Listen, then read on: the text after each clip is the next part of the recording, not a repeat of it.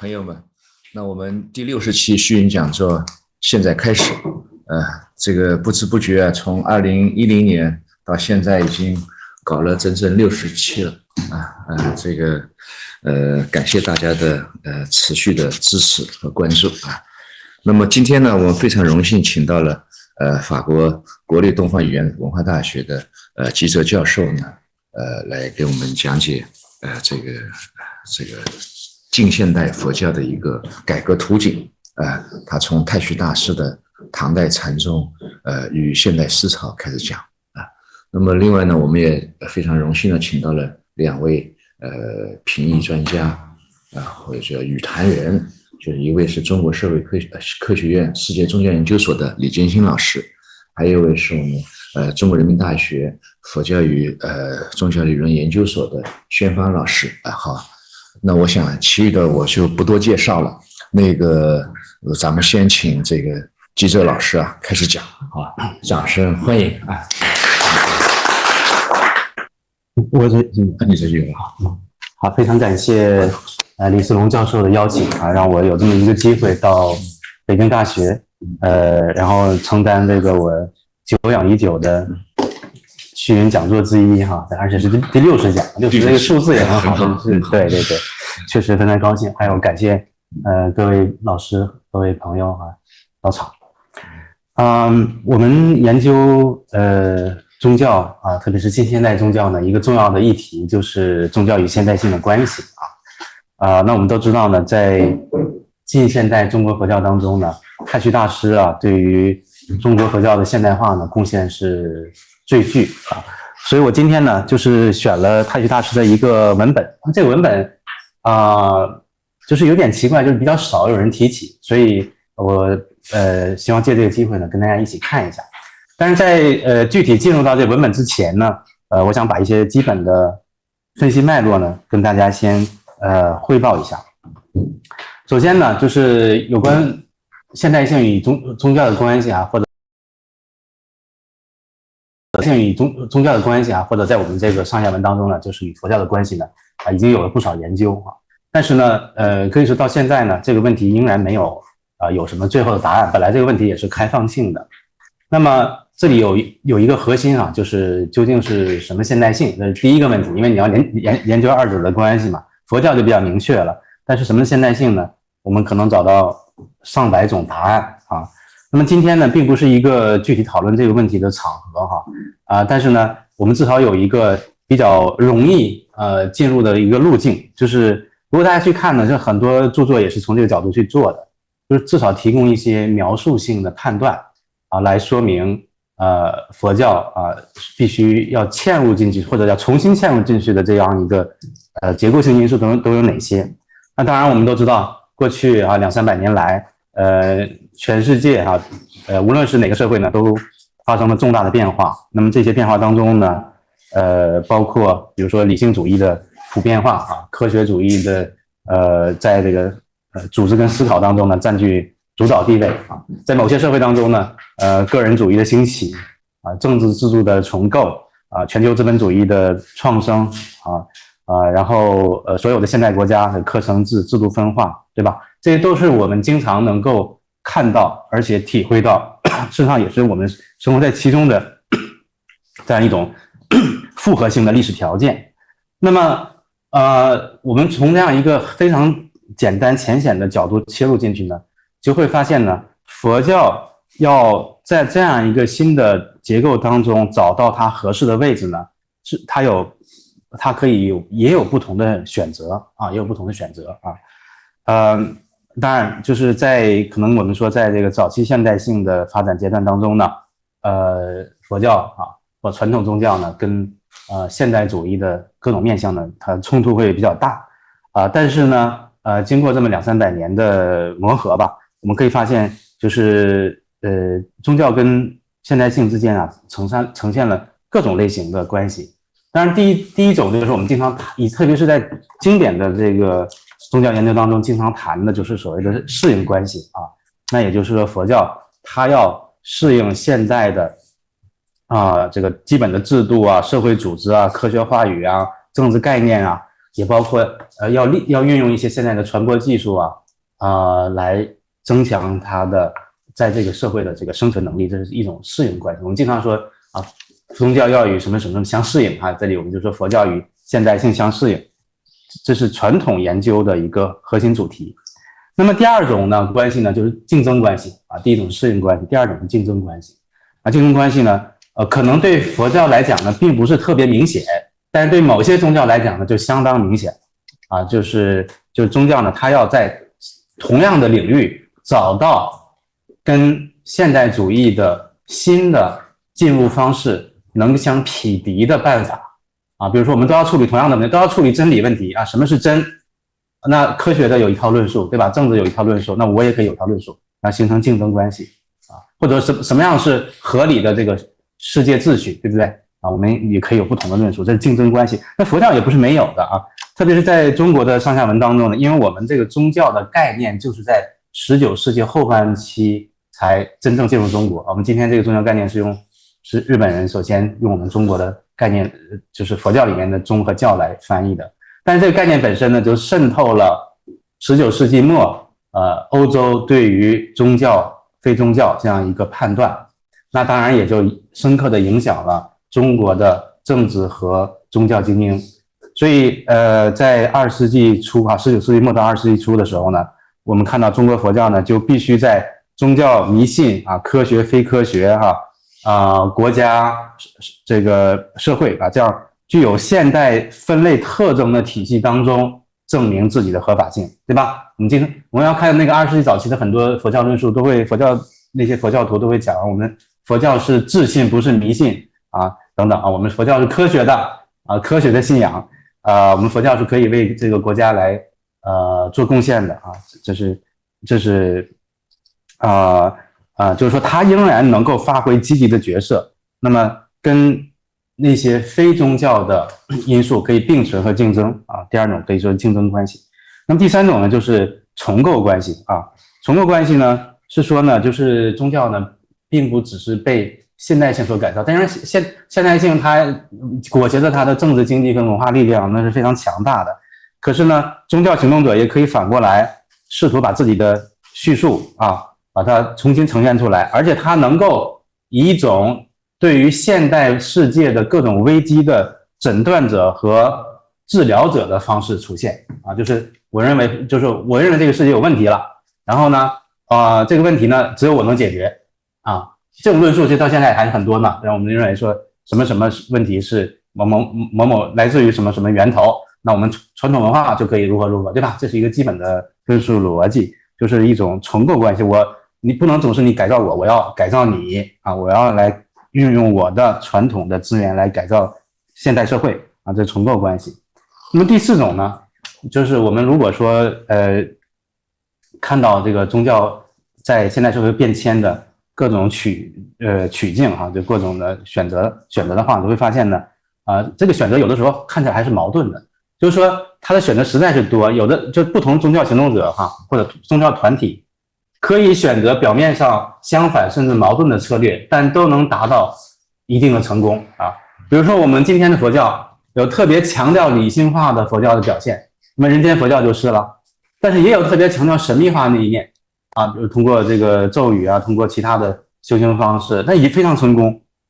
那有的是强调社会参与的，有的是强调这个进入私人生活当中的比如强调治疗，强调这个心理安慰也都可以成功的。所以这个社会其实现代社会的包容性是很大的那么这样呢就可以形成一种所谓的多元关系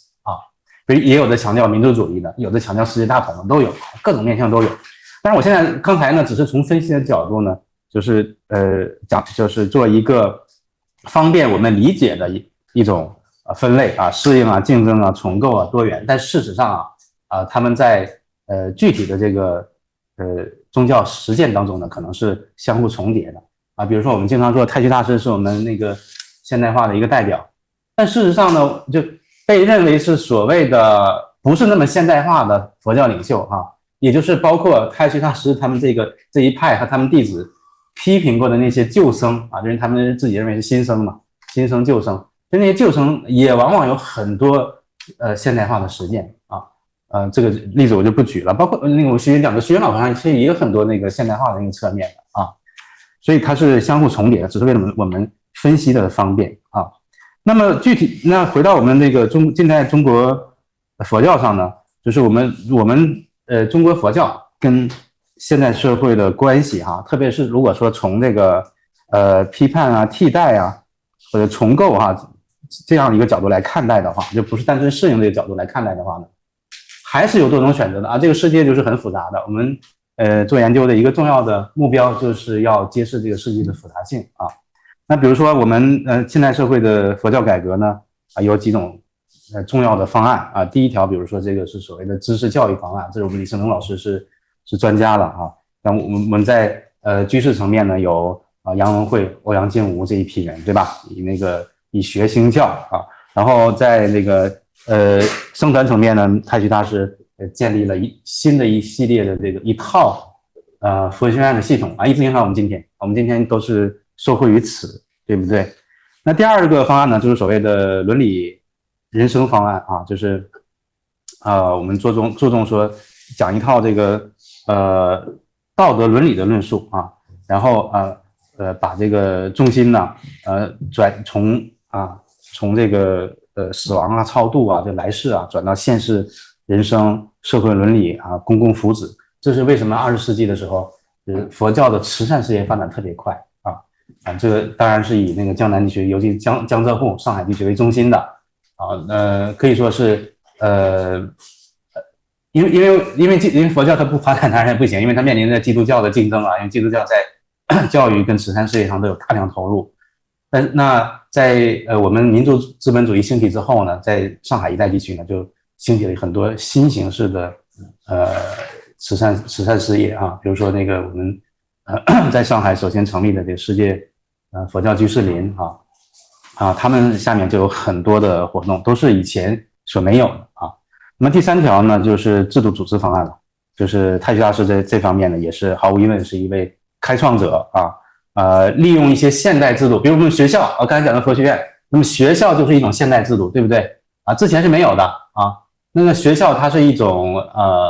就是以普遍的义务教育为中心的啊，就是要塑造公民的一种公共政策作为内核来建构起来的啊。我们之前的教育并不是一个普遍的，比如我们中国的科举制，其实是科举当然非常好了，从隋朝到现在，就是它设计了一种沟通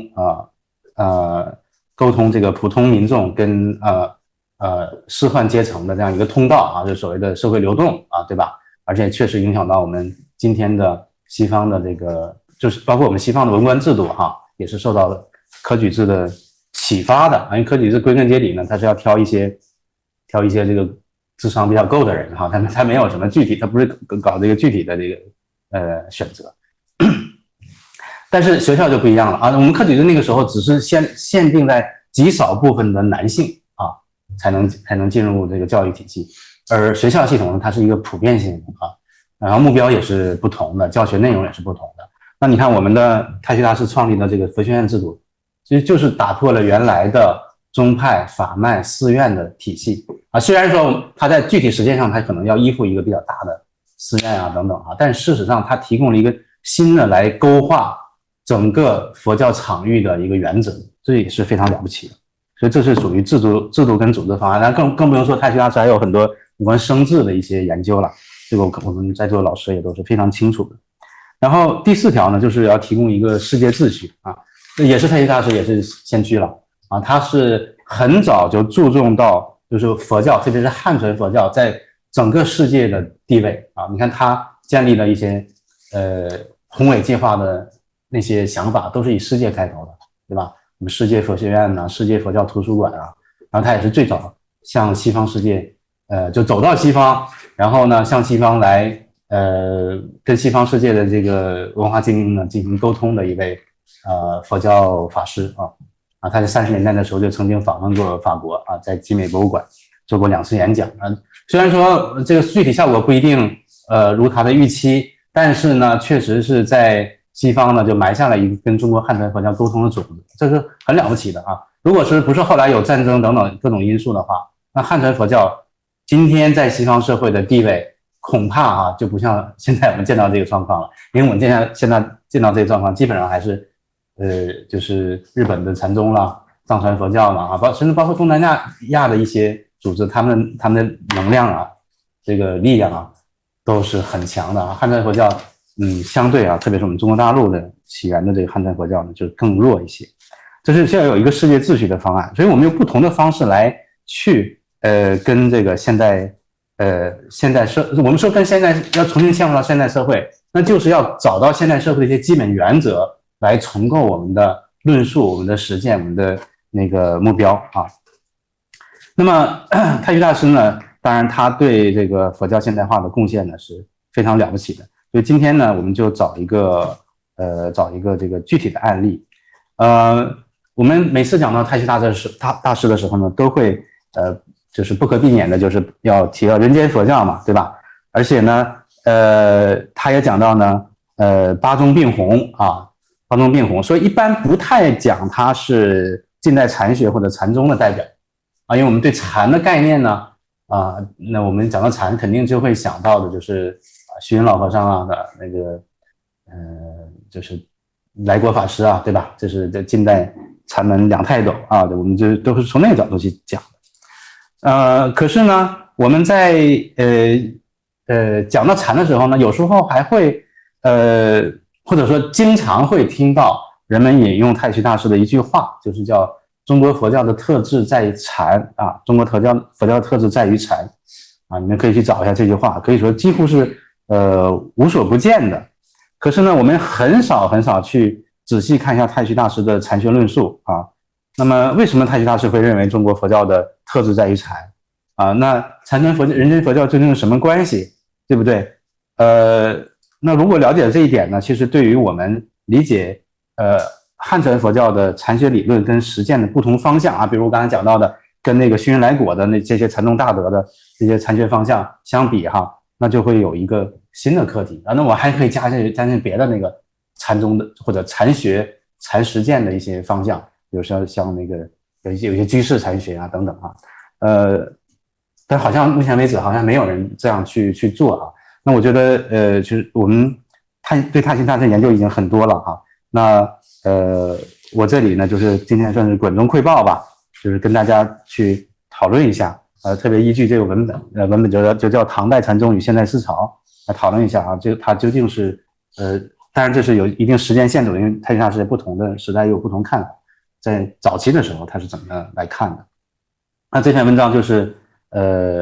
是在1920年夏天的时候写的非常的慷慨激昂啊，相当于一个有关政治跟社会理论的宣言啊，有关政治社会理论宣言。那么他通过他讲禅宗呢，他并不是直接讲禅宗的，因为他的对象就是现代思潮啊，所以这个文本就是非常直接，就是说讨论说我就禅宗跟现代社会究竟是什么关系？为什么？甚至他的结论就很清楚啊，就我们的禅宗事实上是比现代思潮还现代的东西然后呢他又提出了一些理想社会的模式，那这个核心概念呢就是精神自治啊、道德民主。那他认为这个丛林禅宗的丛林可以作为现代社会的理想的典范。那为什么是唐禅呢？他认为就是禅有一个逐渐衰退的这样一个倾向，而回到唐代，就是禅宗精神最为刚强勇健的这个时代呢，才能找到禅风的基础。那么理解的这个禅风的基础呢，就会知道这个就是中国的这个禅宗呢，事实上就跟现代社会的各种思潮呢是有相通之处，而且能够超越它的所以你看他会用一些讲法，比如说反信教、反玄学、反理论这个说的都是禅宗的。然后又跟这个虚无主义、无政府主义它叫布尔塞维克主义当然就是社会主义、共产主义然后民主主义跟这些当时他所能知道的最有影响力的这些现代思潮呢加以对照。所以我觉得这篇文章呢可以算是集中反映了太虚大师有关政教关系的基本理念同时呢也体现了太虚大师对禅的基本态度。所以我们要去理解太虚大师讲的中国佛教特质在于禅，我们要不去理解看这篇文章的话呢，那很难找到答案的当然呢，太虚大师对禅的论述呢还有一些那比如说呢，因为这篇文章是在1920年嘛，就是都是在20年代，我们看这里我就选了，就摘取了一些就是还有一些在不同场合讲的禅，比如1923年呢是到黄梅，那黄梅是我们禅宗的最重要的一个地方了，对吧？这好多这个祖师都是在那里了，那所以太虚大师到黄梅讲禅，这是题中应有之义嘛，他就说呢，禅宗呢是中国唐宋以来道德文化之根源也你看又是现代，又是中国的道德文化之根源那1926年呢，他在综合讲到中国佛教的趋势的时候，他就说呢，中华佛法实以禅宗为骨子禅是我们中国佛教的骨骨。那禅衰而趋乎静虽若有江河日下之概但中华之佛教如能复兴也，必不在于真言密咒或法相为实，而仍在乎禅。你看，因为法相为实呢，真言密咒呢，恰恰是近现代中国就是新兴的这些佛教运动的代表，对吧？真言密咒就是我们当时很多人从日本引进了那个对东密，然后还有就跟西藏的交往也日益密切也有藏密，所以东密藏密都来了那法相为实呢，当然就是另一派了就是我们复兴为实宗了，这都是当时最强的，所以太虚大师这些发言都是有针对性的那他认为说不在真言密咒，也不在法相为实，而仍在乎禅这是一个很强的判断很强的判断。他说呢，禅兴则元气富而鼓励充，中华各宗之佛法皆即之焕发精彩而提高格度矣那相当于呢，他这个鼓的意思就是说，你不见得是禅宗，但是如果你有一些禅的精神的话呢，各宗之佛法而且甚至是各宗教之佛法各宗教之佛法都可以为之提高。到1928年呢，那么他讲到这个佛学之源流及其新运动的时候呢，也是尤其讲到禅他说最雄奇的是从中国第一流人士自尊独创的民族性，以达摩西来的启发，前不见古人，后不见来者，而执政释迦未开口说法前的绝缘心海，打开了自心彻天彻地的大光明障，佛心与自心印合无间，这个当然就是讲禅了，对吧？而中国唐宋以来一般老庄派的孔孟派的第一流学者这是讲儒道亦无不投入此禅宗佛学中，然后再回到其道家及儒家的本位上，以另创其性命双修及宿命力学这就是为什么他有中华各宗教之佛法，就是说在他看来呢，儒释道呢都是一体的然后呢都是这释就不用讲了，但儒道也是融合了禅宗才有宋明理学所以这三段话呢，你看是相隔了5年时间23年、26年、28年他们之间呢是有一定的逻辑关系的层层递进那当然最后他有总结就是说，故此为中国佛学最特色的禅宗，实成了中国唐宋以来民族思想全部的根本精神。哇，这个又变成中国唐宋以来民族思想全部了，对吧？根本精神，这又进一步提高了，它有一个层层递进，对吧？层层递进，而且当然这前后又呼应，所以他真的是太虚大师。你要看到这些说法的话，就会知道呢，他对禅的那个这个强调是可以说是其他人呢难以相提并论的。其他人可能比如说我们禅宗的一些修行人可能会自己就是觉得说我们在就是佛法诸种方面当中我们禅宗可能禅为第一这是可能的。但是呢太虚大师呢这个完全是放在一个历史变迁的脉络当中，放在中国传统文化多元格局的脉络当中来强调禅法的重要性这个是前所未有的，我觉得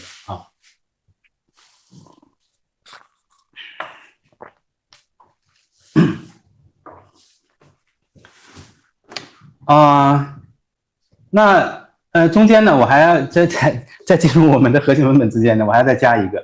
为什么呢？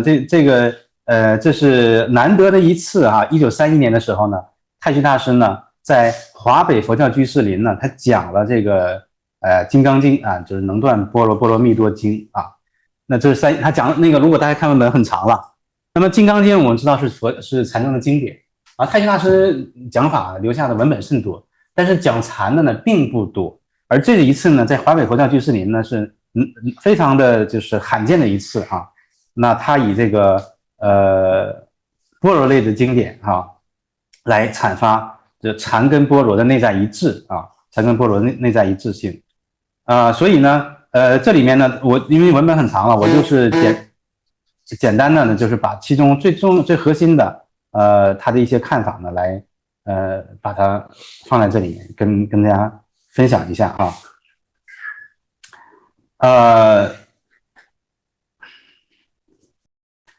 那这里面最核心的看法就是所谓的这个叫做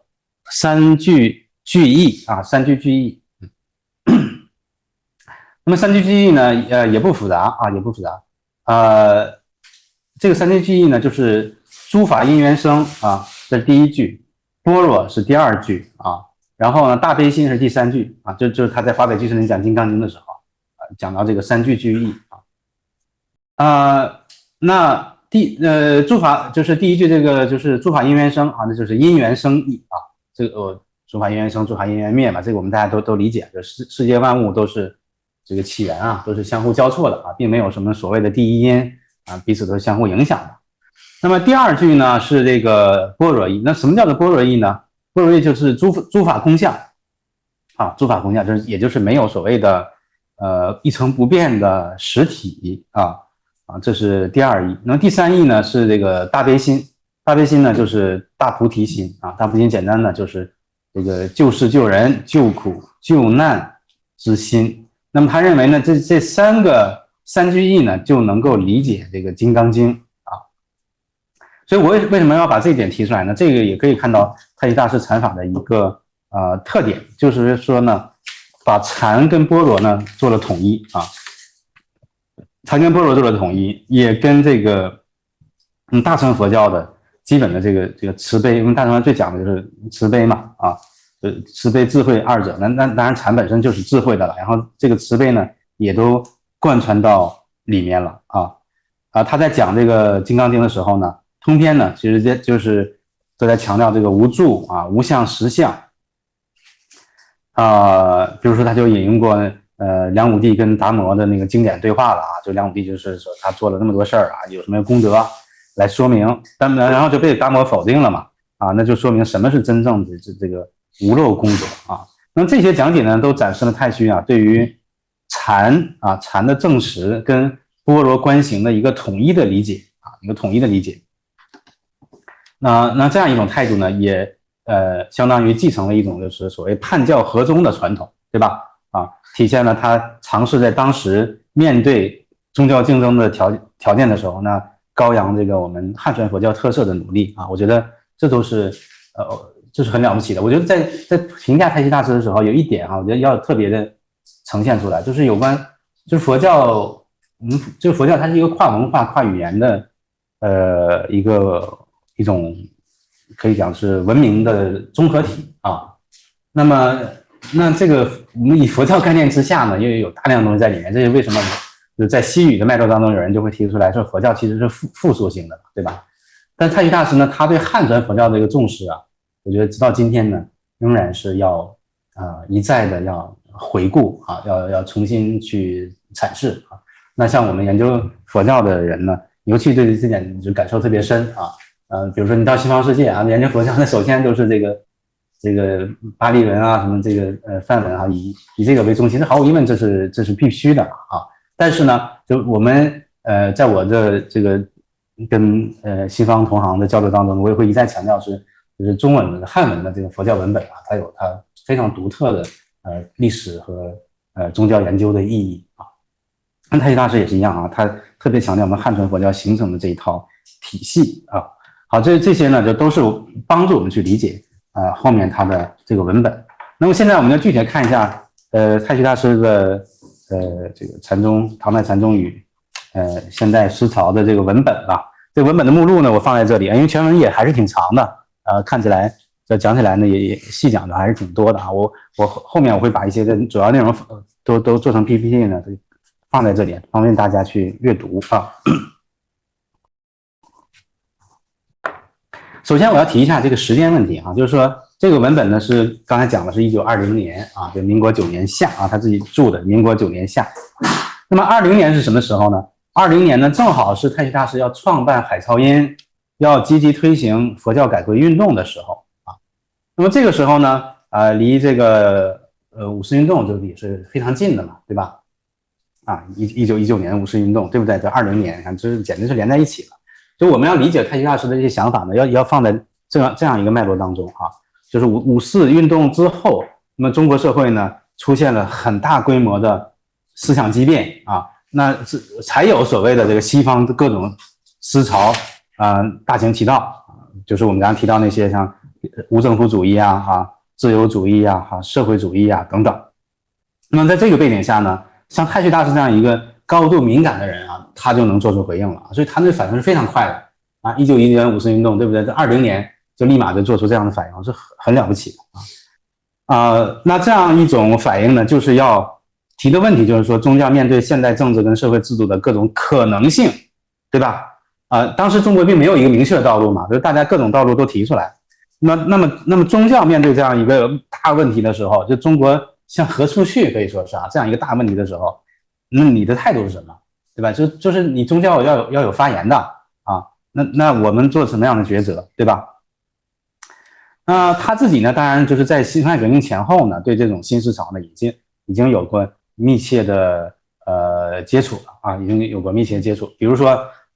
我这里应该我记得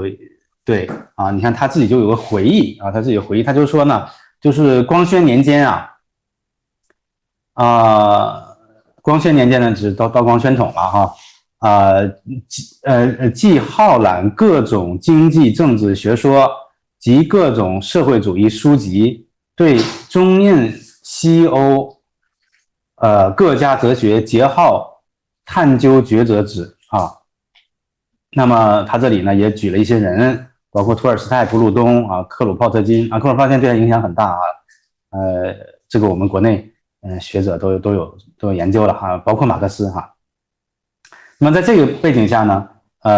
唐代禅宗与现代思潮呢，就是对这些论述的一个回应一个回应。所以这里呢，我把它看作是汉传佛教跟社会哲学相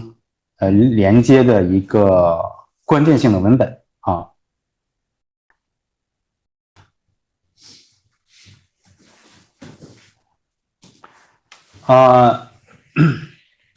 这也是为什么他说今天今不从禅宗而言禅宗，而以现代思潮之对应乎唐代禅宗以言之非图应用现代思潮以发明唐代禅宗反之亦应用现代禅宗以发明唐代禅宗以发明现代思潮也这是他的基本的态度基本的发言态度，就是说可以说开门见山就讲了，是我用唐代禅宗来发明现代思潮那我们再看一下这个结构这个结构呢就分成1、2、3、4部分。第一部分是绪论第二部分呢就是相当于呢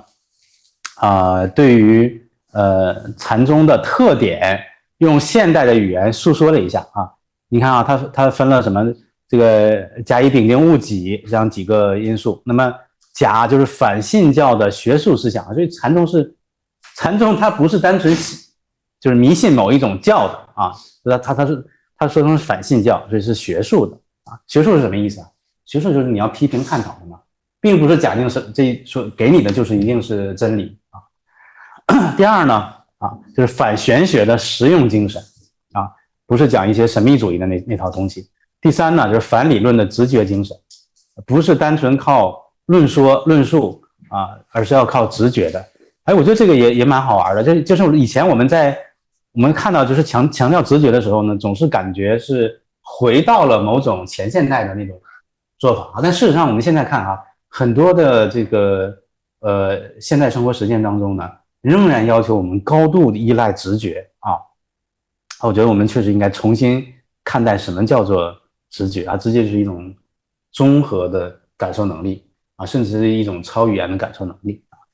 那第一呢是反因袭的创化精神啊，这个很简单了，就是创造嘛啊，那禅这是完全是我们中国佛教或者叫佛教中国化的一个典型产物。物呢是全体融美的精神，那么全体融美的意思就是说它是一个综合的啊，就是并不是排斥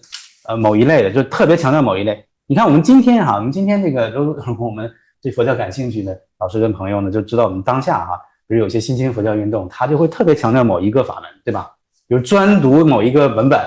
他就会如何效果啊，专做某一种修行就会如何。但这个不是禅宗的精神，禅宗基本上是你做啥都行啊，你做啥都行，你只要能达到了通道的，你只要通了啊，因为它这个空间的维度是不一样的啊，它不是一个简单的平面或者三维的维度，它是一个拓扑型的啊，就是你不管从哪个口进去，你都能达到一个终极的那个目标，这是全体融美的精神。然后己呢就是自性尊元的精神啊，就是强调修禅的人呢，最后呢就是要达到高扬这个主体性啊，形成一个就是圆成的这样一个佛果，这是对于相当于用一套当代的话语啊重新概括了佛教的特征，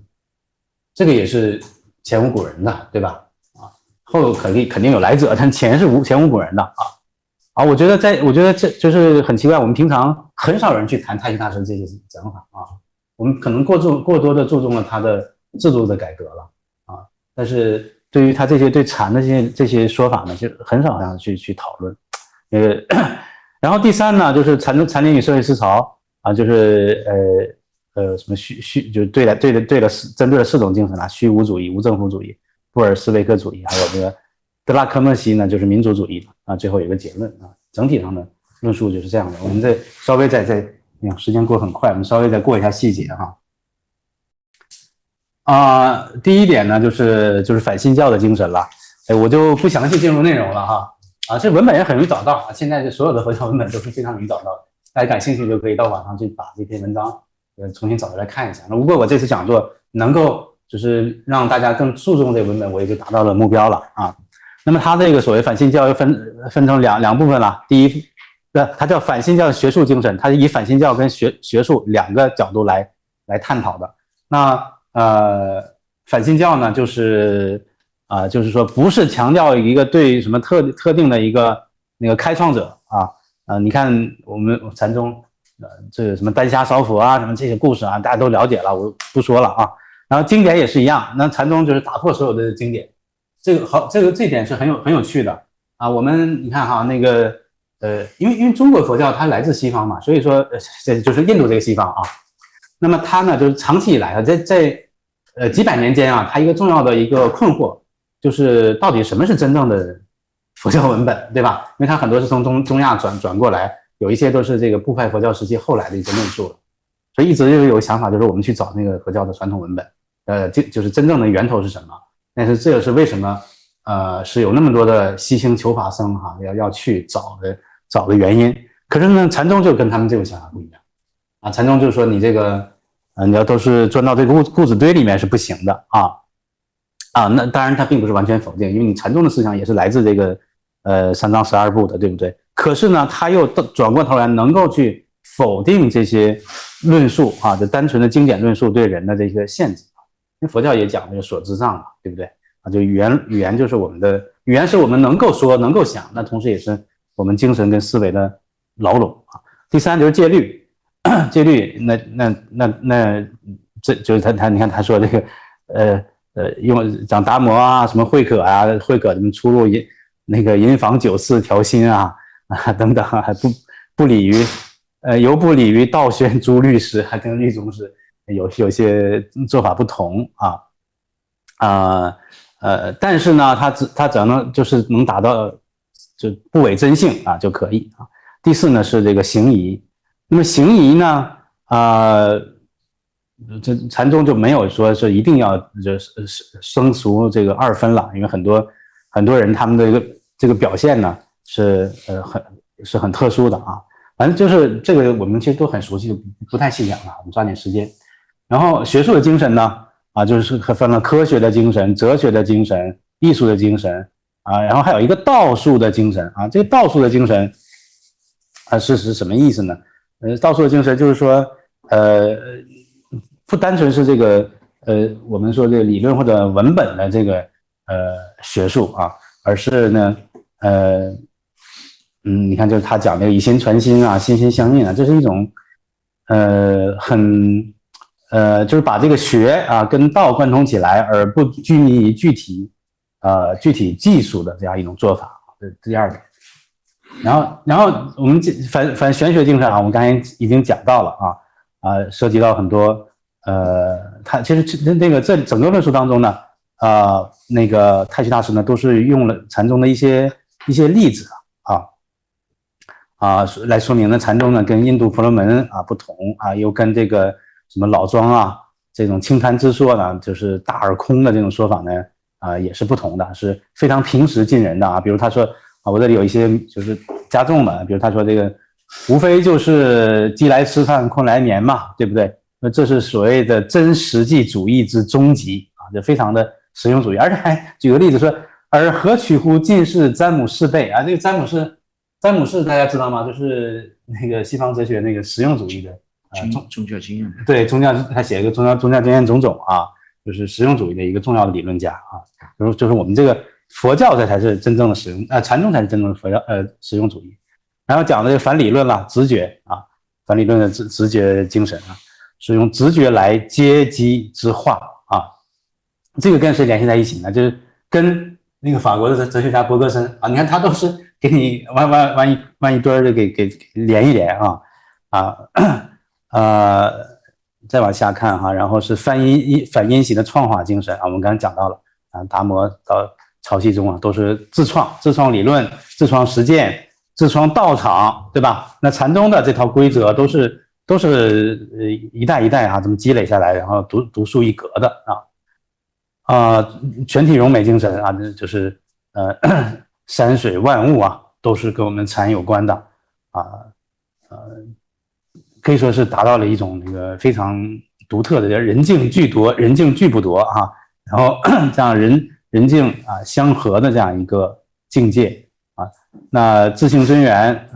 自性真源呢，就是要有一个自我的肯定跟认识，因为所以禅宗讲的是刚强嘛，就是你要能承担，要能承担才行独立孤峰，高士霄汉直令三世诸佛历代诸主莫不屏息而退居下风。好，然后这部分我们就先讲到这儿时间关系就我们加快速度。然后那么接下来呢，他对这个禅林也特别强调一下，禅林就是我们的丛林制度了那么丛林制度呢，他认为呢是我们当代社会的一个就是现代社会可以从丛林制度当中呢学到很多。为什么呢？这里最重要的是什么呢？最重要的就是说要经济上自治经济上自治，对吧？禅宗它是一日不做一日不食的，对不对？第二呢，就政治上平等他尤其讲到说无君无臣那现代政治呢还是有君有臣的，哪怕我们改成什么共和制当时中华民国的共和也还是有君有臣的，但是真正的平等呢，禅林的是无君无臣的。那在思想上呢，就是要尊崇德性就是以德治国所以他说，就是即使我们从那个帝制出来之后从儒家法治、儒家礼法出来之后，但还是有什么？还是有各种各样的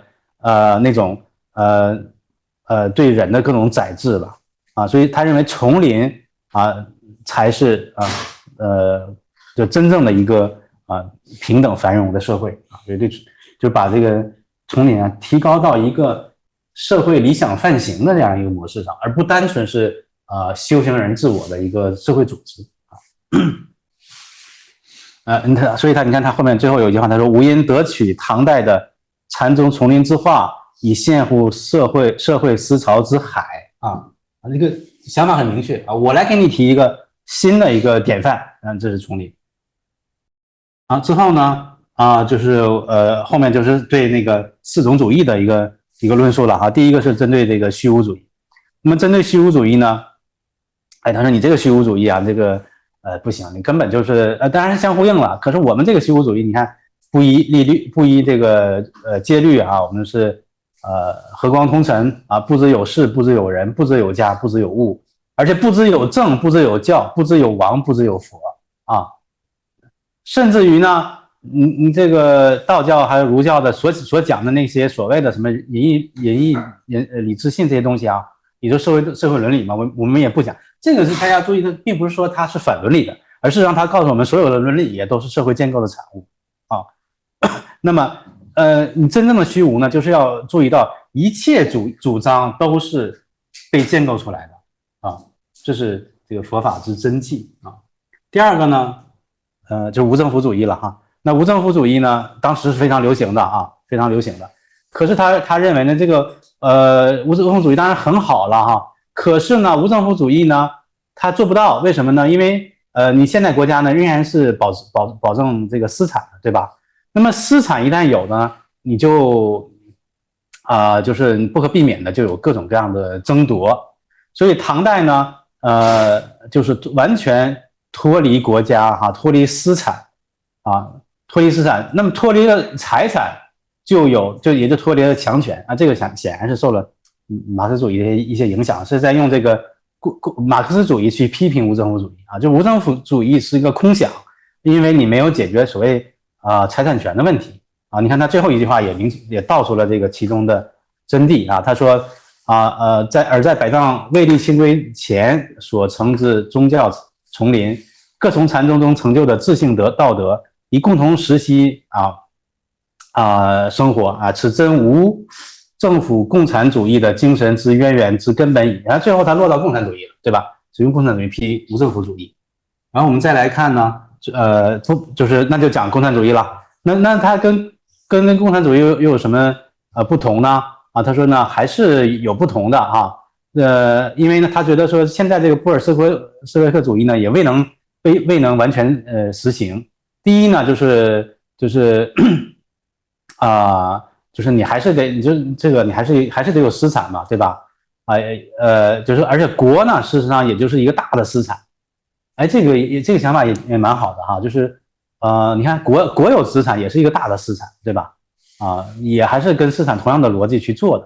的，就跟我们现在有一些分析当中，比如讲到这大共同体、小共同体这样的分析呢，有相合之处。第二呢，就是我们人呢还得有家庭啊，你这个还没有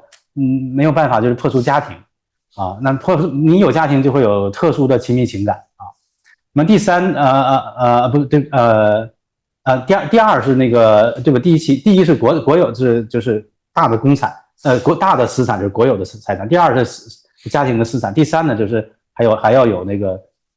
就是人的这个繁育哈。所以呢就是在这种情况下呢，你要强行推行这个当时的布尔什维克主义呢，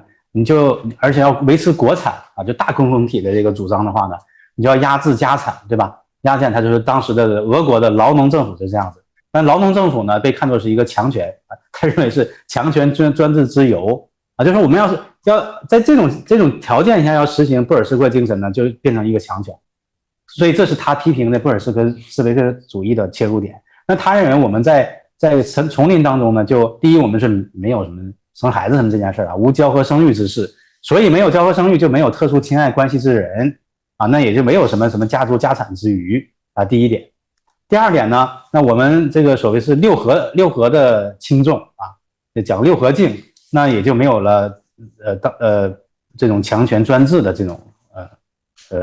危险啊，所以他认为这是最美最善之社会精神之实现啊。当然很多就是也是可以讲是空想了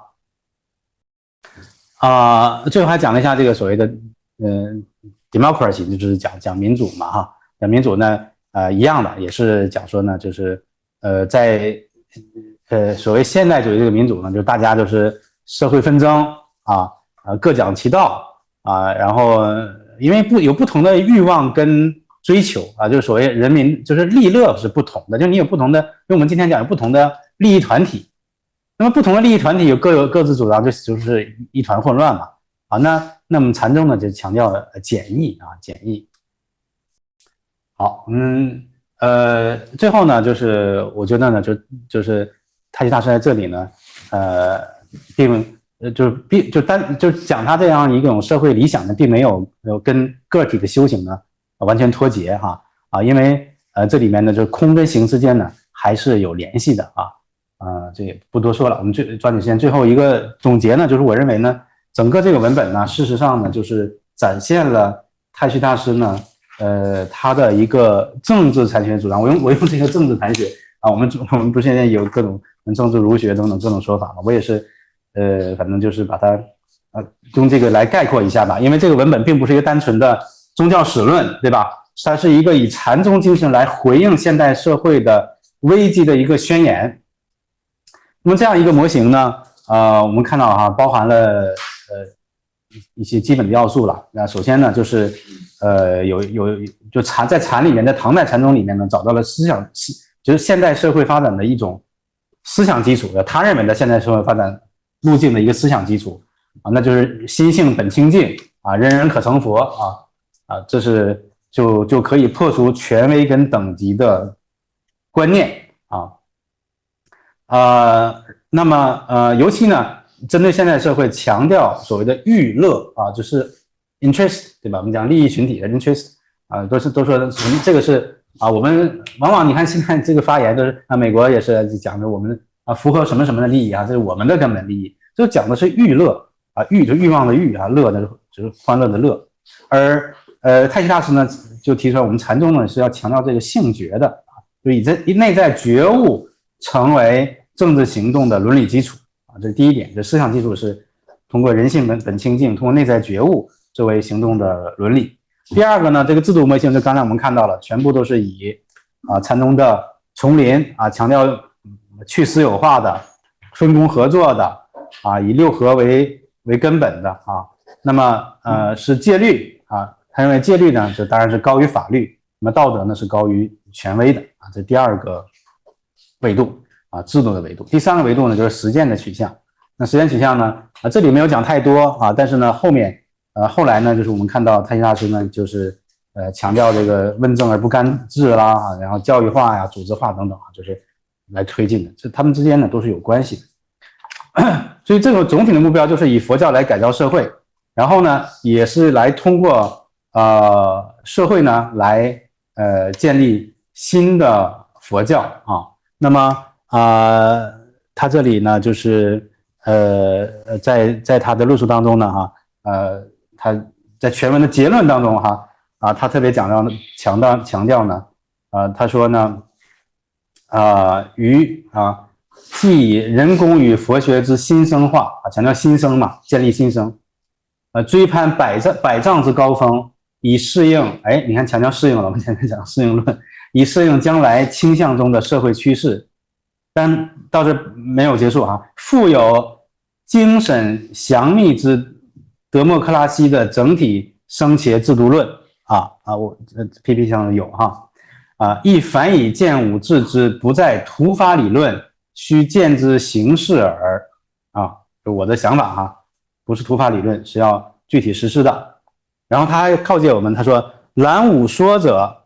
勿徒当一篇空言读过，则切怨言就是听到我说的话的人不要认为这是一篇空言，这也就满足了我的愿望了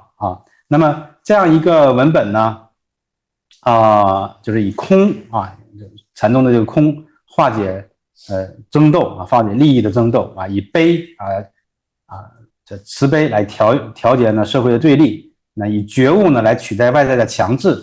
这个想法呢虽然说并不现实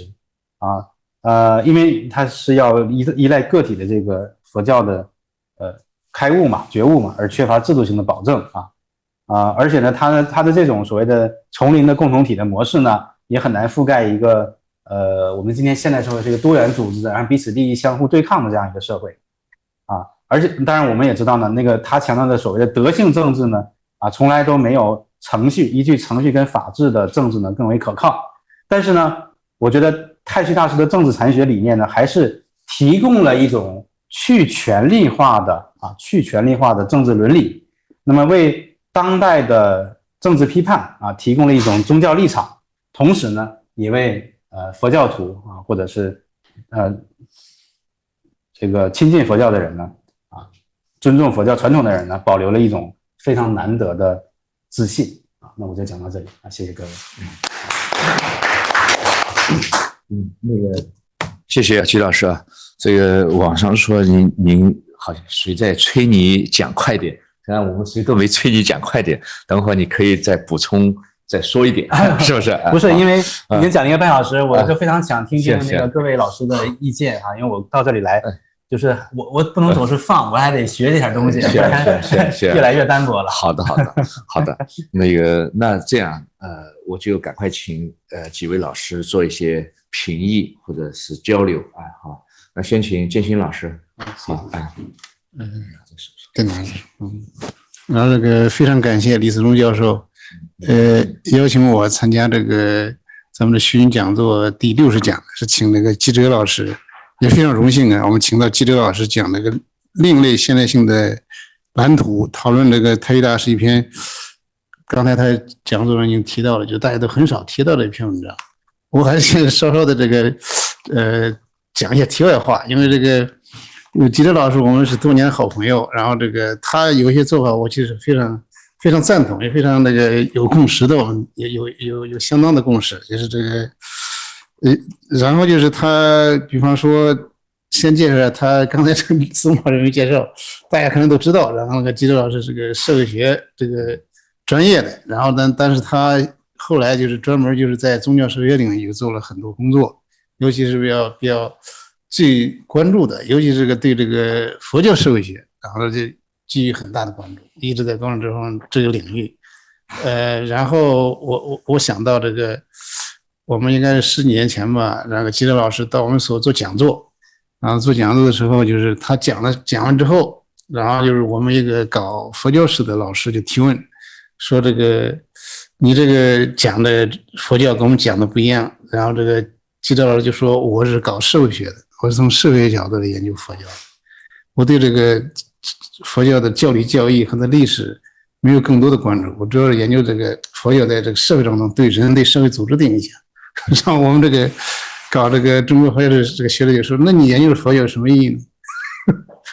我想说的就是这个。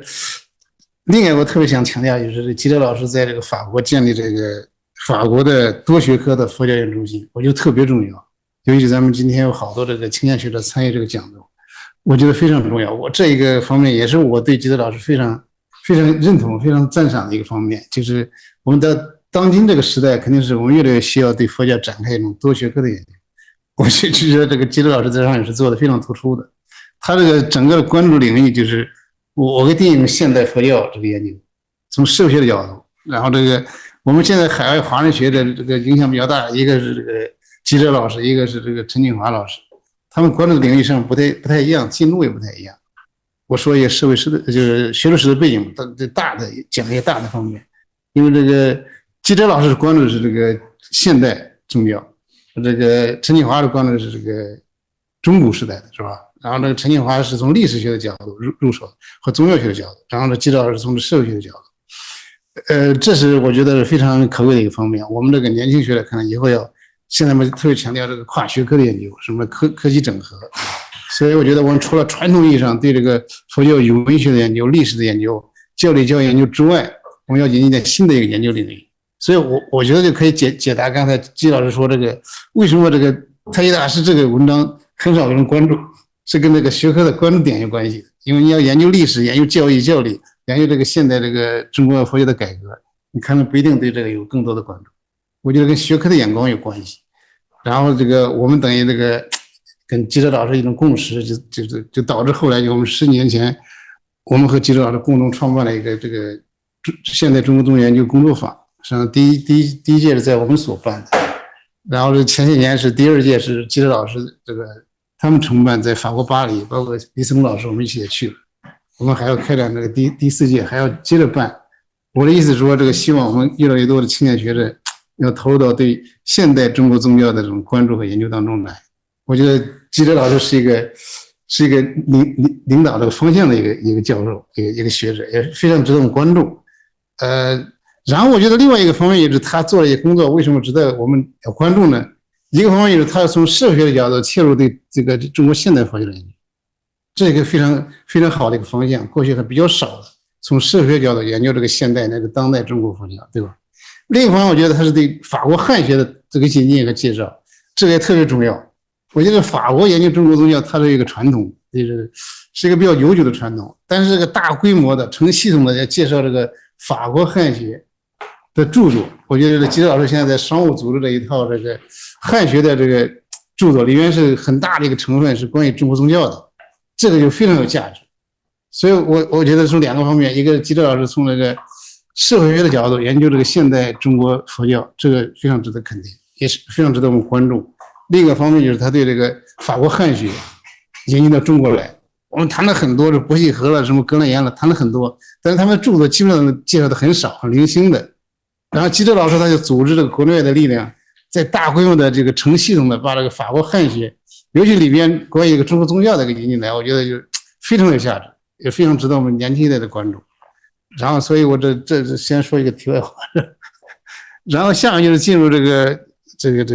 关于太虚大师。太虚大师，我觉得这个刚才已经讲了，因为季老师他是从这个社学的角度关注，特别是他里面谈到这个社会哲学这个角度，对吧？那是他这个强项，是吧？从社会思想、社会思潮这个角度关注这个太虚大师。而实际上，太虚大师他是一个现代中国人，是一个只是一个现代这个中国佛教一个代表性的人物。实际上，他确实对现代思想、现代思潮的关注是由来已久，而且他的关注的范围、关注的这个幅度是远远超出很多一般的这个当时的，包括学者也好，包括僧人也好，包括前一段我看那个赖岳山，他也这个专门谈这个太虚大师对西方哲学的关注这种程度。我们不说他的这个有多么深，他是不是哲学家，这个另论，我觉得可能还达不到哲学家这种程度，但是他实际上对西方哲学这种涉猎关注确实是非常广的。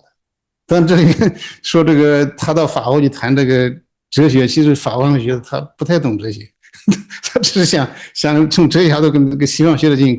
行交流。但实际上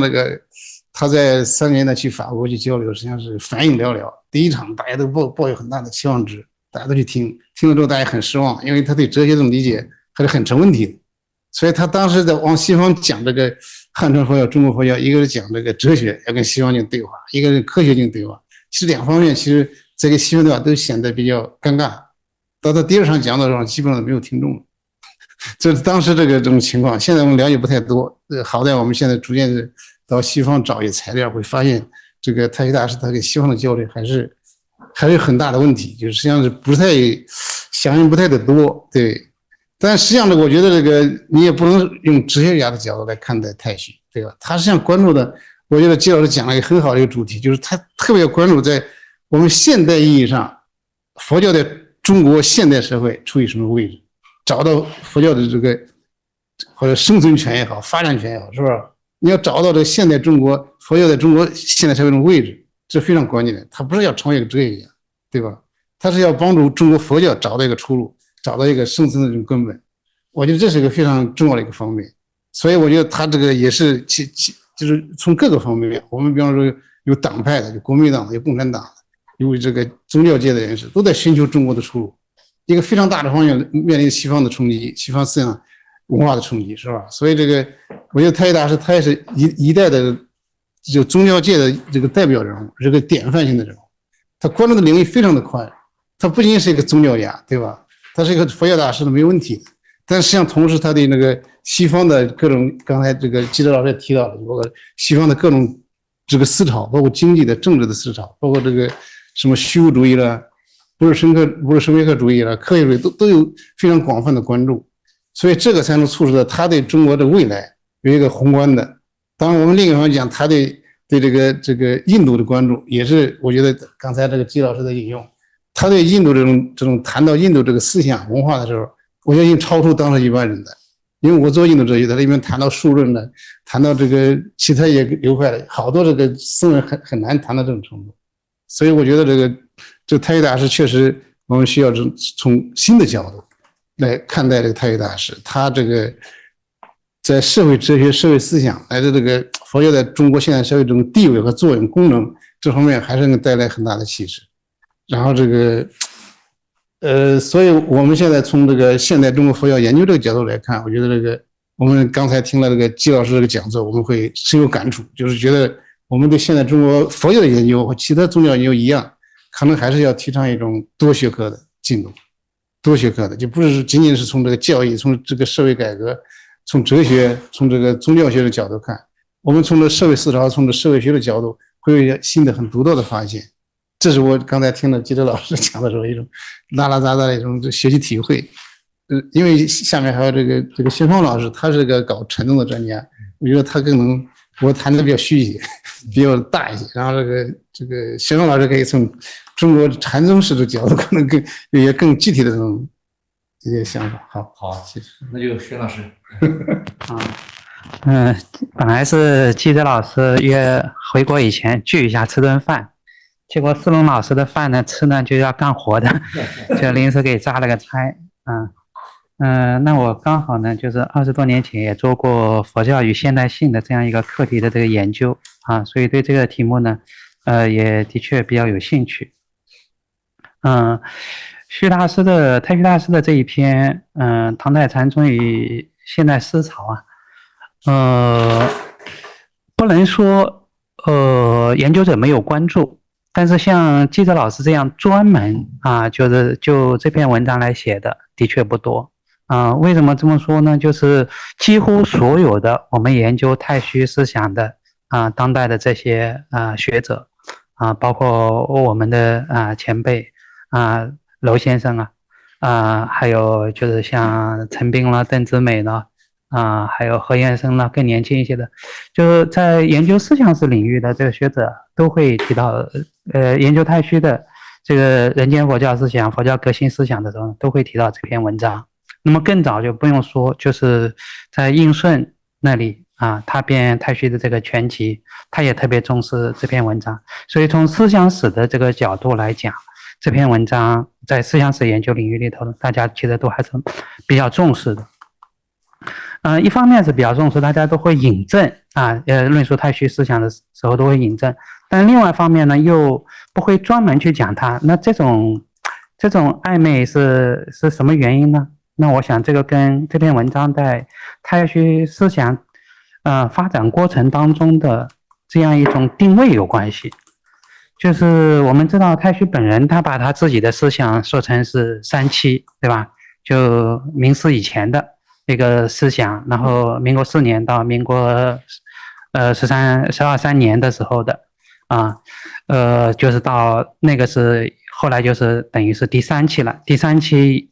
里头，当然如果照我的这个分法，还可以再分出若干个阶段到最后的接近38年以后，才是有他的所谓的这个晚年的这个定论那么从这样的一个角度来看呢，这篇文章它其实是太虚思想的这个转换过程当中的一个产物就是它里头的这些有些说法就是作为第2期的末期的这样的一个文本呢，它里头有些说法延续第1期的这个思想，有些说法在修订它的第2期思想的一些东西，有些呢又体现出来了它第3期思想的一些个端倪所以呢，就是我们在找典型文本的时候呢，一般就不太会选这个文本了。这个是等于说我站在思想史研究的这个角度对记者老师的这个问题做一个回应，就是为什么大家没有会专门去好像就特别去写他这篇文章。那可以从另外一个角度来看就是思想史的这个角度来看太虚这篇文章的它的一个定位，就是应顺对于太虚思想的他是做一个简略的，就是一个他关注到太虚思想的一个根本性的一个转折，就是民国3、4年的这次闭关就是我们知道辛亥前后太虚他是积极投身到就是社会革命当中去，他参加无政府主义政党参加同盟会包括国民党的这个内部的这个分裂他按照现有史料来看，他也掺和到里头去那么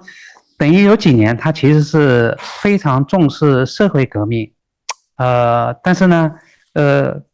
他这个所有的这些革命都遭遇到重创啊，然后他有一个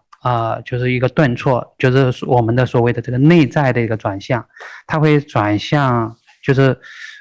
要为就是他所谓后来讲的这个毕生的这个志业，就这个真理生前制度论里头讲的志在真理生前制度，行在于劫菩萨戒本，就转向于就是佛教僧团自身的这个现代化，把这个当作是一个就他的进一步的社会革命的一个基础，当做他这个毕生的这个志业所以如果用我们现在这里的这个讲的这个主题来讲呢，它有一个从想要化现代转向现代化的这样的一个转向吧。那么如果我们从这样的一个角度来看呢，就可以发现，比如说太虚这里头的对所谓唐代禅宗的这个重视要注意，他这个同时是跟他就这个时期刚好就是他在讲八宗并弘的，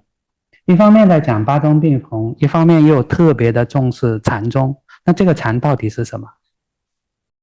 这个禅的这个理解呢，目前到现在他当然还是在讲禅宗为主但是其实到他的晚年，就是记得老师也引用的中国佛教的特质在禅，那是他很长的一篇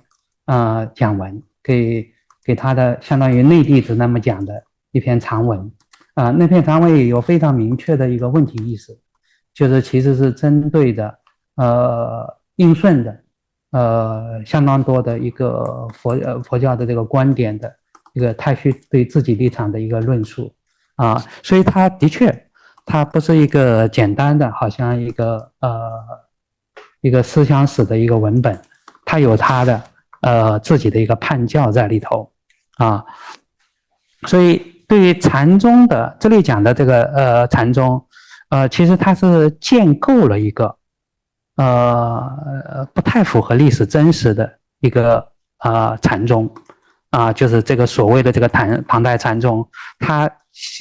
想象出了一种本真性的这个禅宗，没有受到五代以后的诸宗融合的这个影响，更没有受到宋元明清以后的儒释道的融合的这个影响，是一种所谓的纯粹的纯真的这种禅宗这种从我们学术史研究的这个角度来讲呢，这个当然是一种一种想象或者说一种建构吧那他为什么要建构这样一种想象出来的本真的这个禅宗？就这种对于本真性的这个追求，其实是我觉得是我们对现代性问题考察的里头，不光是宗教研究里头就是一个很重要的这个维度就是我们读书的时候大家都会读海德格尔，那么其实这里头的有些问题他当然不会去引什么海德格尔因为不存在，有个时间都对不上，但是其实我这样讲会乱因为我觉得我如果要全面的回应记者老师的这个讲座的话，我可能要花的时间跟他也差不多了那我就是想要讲，就是沿着我刚才讲的，就是我们如果按照应顺提出来的这个线索来看的话，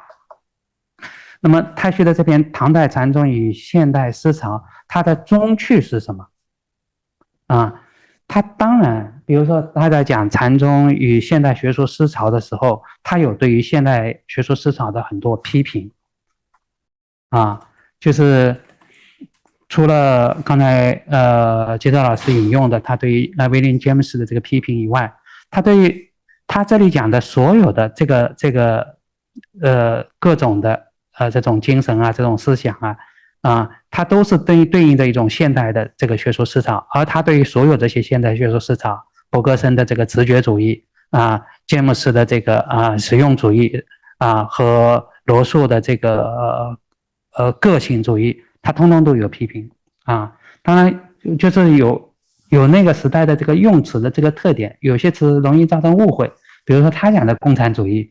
就跟我们今天讲的通用的这个共产主义不是一回事，他讲的共产主义就是实际上是指无政府主义的那一类因为这里头呢他特别注意区分了共产与极产，这个是太虚思想当中就或者那个时代比较重要的一个概念啊。对于苏俄式的这种共产主义、布尔什维克主义，你看他敏锐地洞察到了他的这种极权主义的这种特质，他其实是有比较尖锐的这个批评，这种批评是贯彻在太虚著作当中的，这个也是使得太虚在很长一个历史时期被认为是反动和尚、反动文人啊，甚至在反动文人里头是名列前茅的啊，所以很长时间太虚研究就是成为一个禁忌，跟这个是有相当大的这个关系的啊，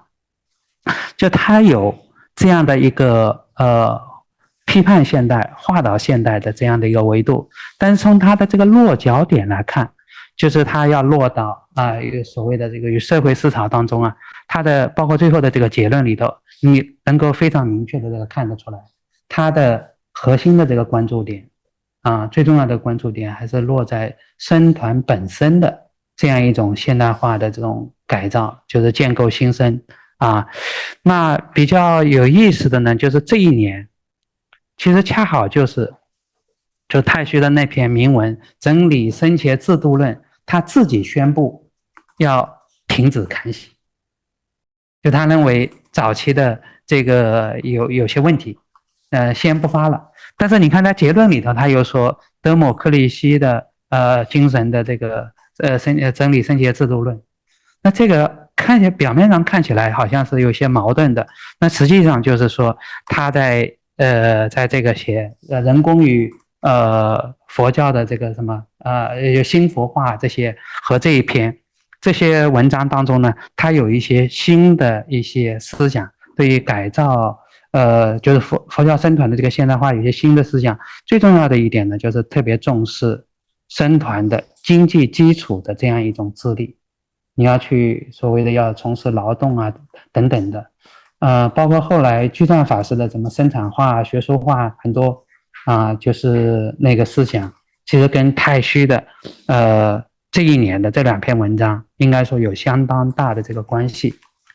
那么具体的他这里头的这个构想，当然我们可以说是充满了空想的乃至是激进的这个色彩。这种空想和激进或者是用他自己原来的话来说，就是浪漫主义的这个东西，是他第一期思想的这样的一个风格的遗留。但是如果跟他第一期的这个做比较，还是能够看得出来，他已经有很多的收敛了然后他的这个论述策略也会做一些改变，就是就比如说我们刚才讲的一种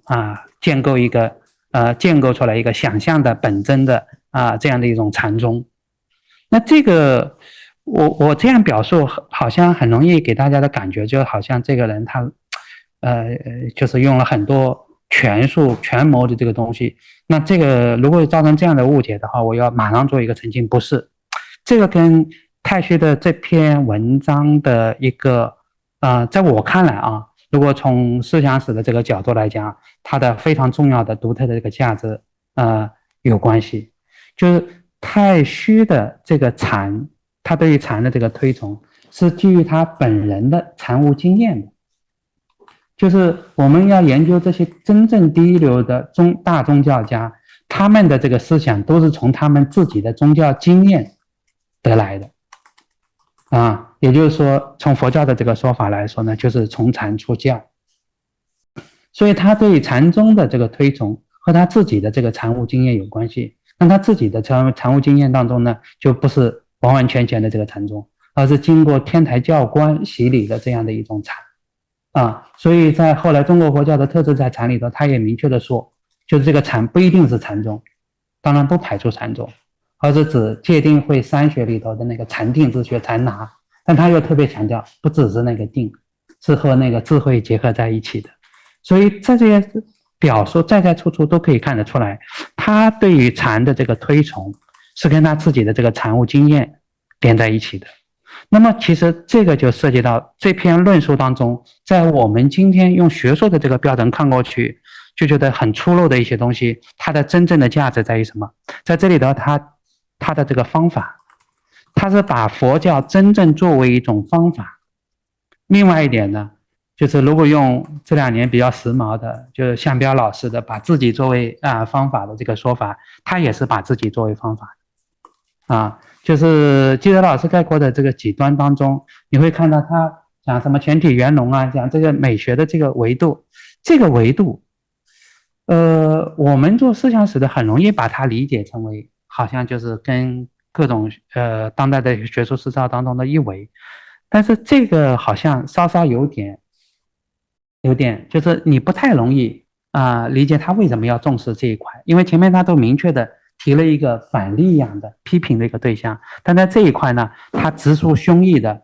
抒情的那个论述就会比较多。那么实际上这个里头就涉及到讨论现代性的，就是这目前看来在我看来，在我们宗教与现代性的这个讨论当中还远远不够的，还有待开始的就是非常重要的这个维度，就是具身的现代性，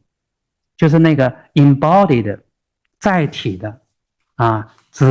自己整个生命参与进去的这样一种现代性。这个恰恰是就是太虚所有批评当中，他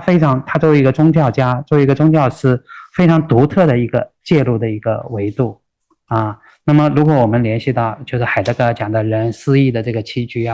现代化的这个过程当中，人的这个物化、异化等等这些的问题的这个讨论，那我们就会就更容易就是明白太虚为什么要把这个维度，就是好像看起来是一个美学的这样一个维度把它放进去那么从方法论上面能够看得出来呢，就是说太虚的这个讨论当中还展现出一种非常强大的主体性的这个精神这些如果我们从这个角度看过去，它的具体结论上的出漏比如说我们今天如果哲学系的一个同学以这样的一个来写论文的话，我们直接就会给他批不及格因为这个完全不符合学术规范但是他就放在那个时代我们能够看得出来它里头的一种就是那个生命力它的这个所在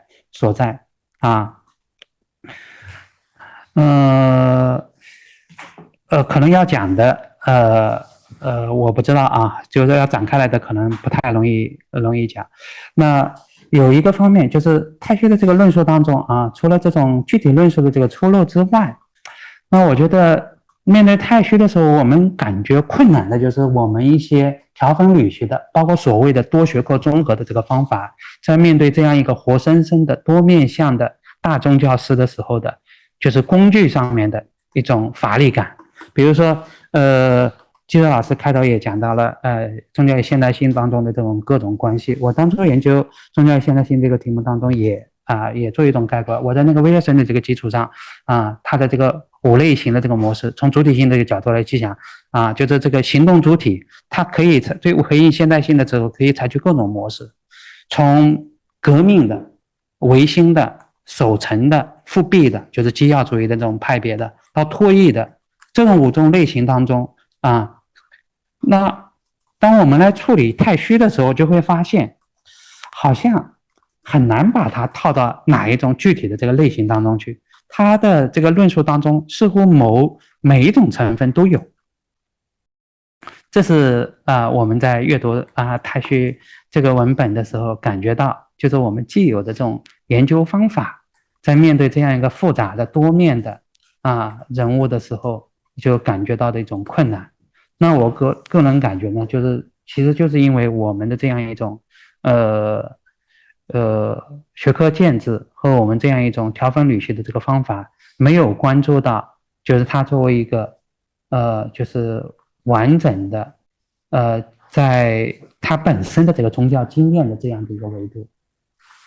就它的这个所有的这个论述也是一种从禅出教的这样的一种论述。这一点我们如果没有去特别的予以关注的话它的这个核心问题意识和它的各个面向呢，我们就很难把它统合起来。所以我的最后的这个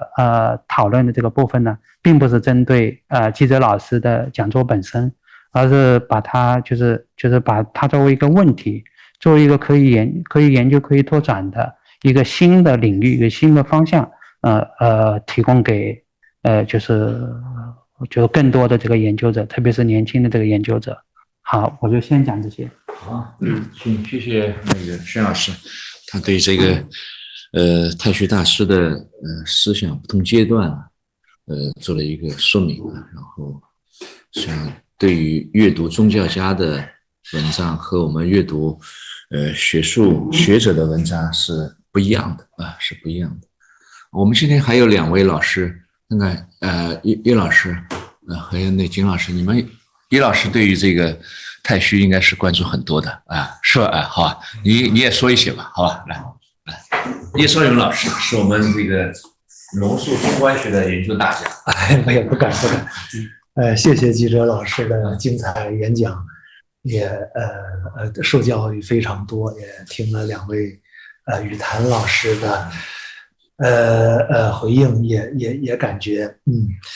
很受教益。那么我其实刚才，因为首先我得说我对太虚大师研究这块真的是外行门外汉。那么我刚才听您讲座的时候，我也关注到，就是他一直在讲一个概念，就是唐禅，而且他在后面行文的时候，每谈到禅宗，前面总要加一个唐代的禅宗。那么显然他是要做一点区分。那刚才宣芳老师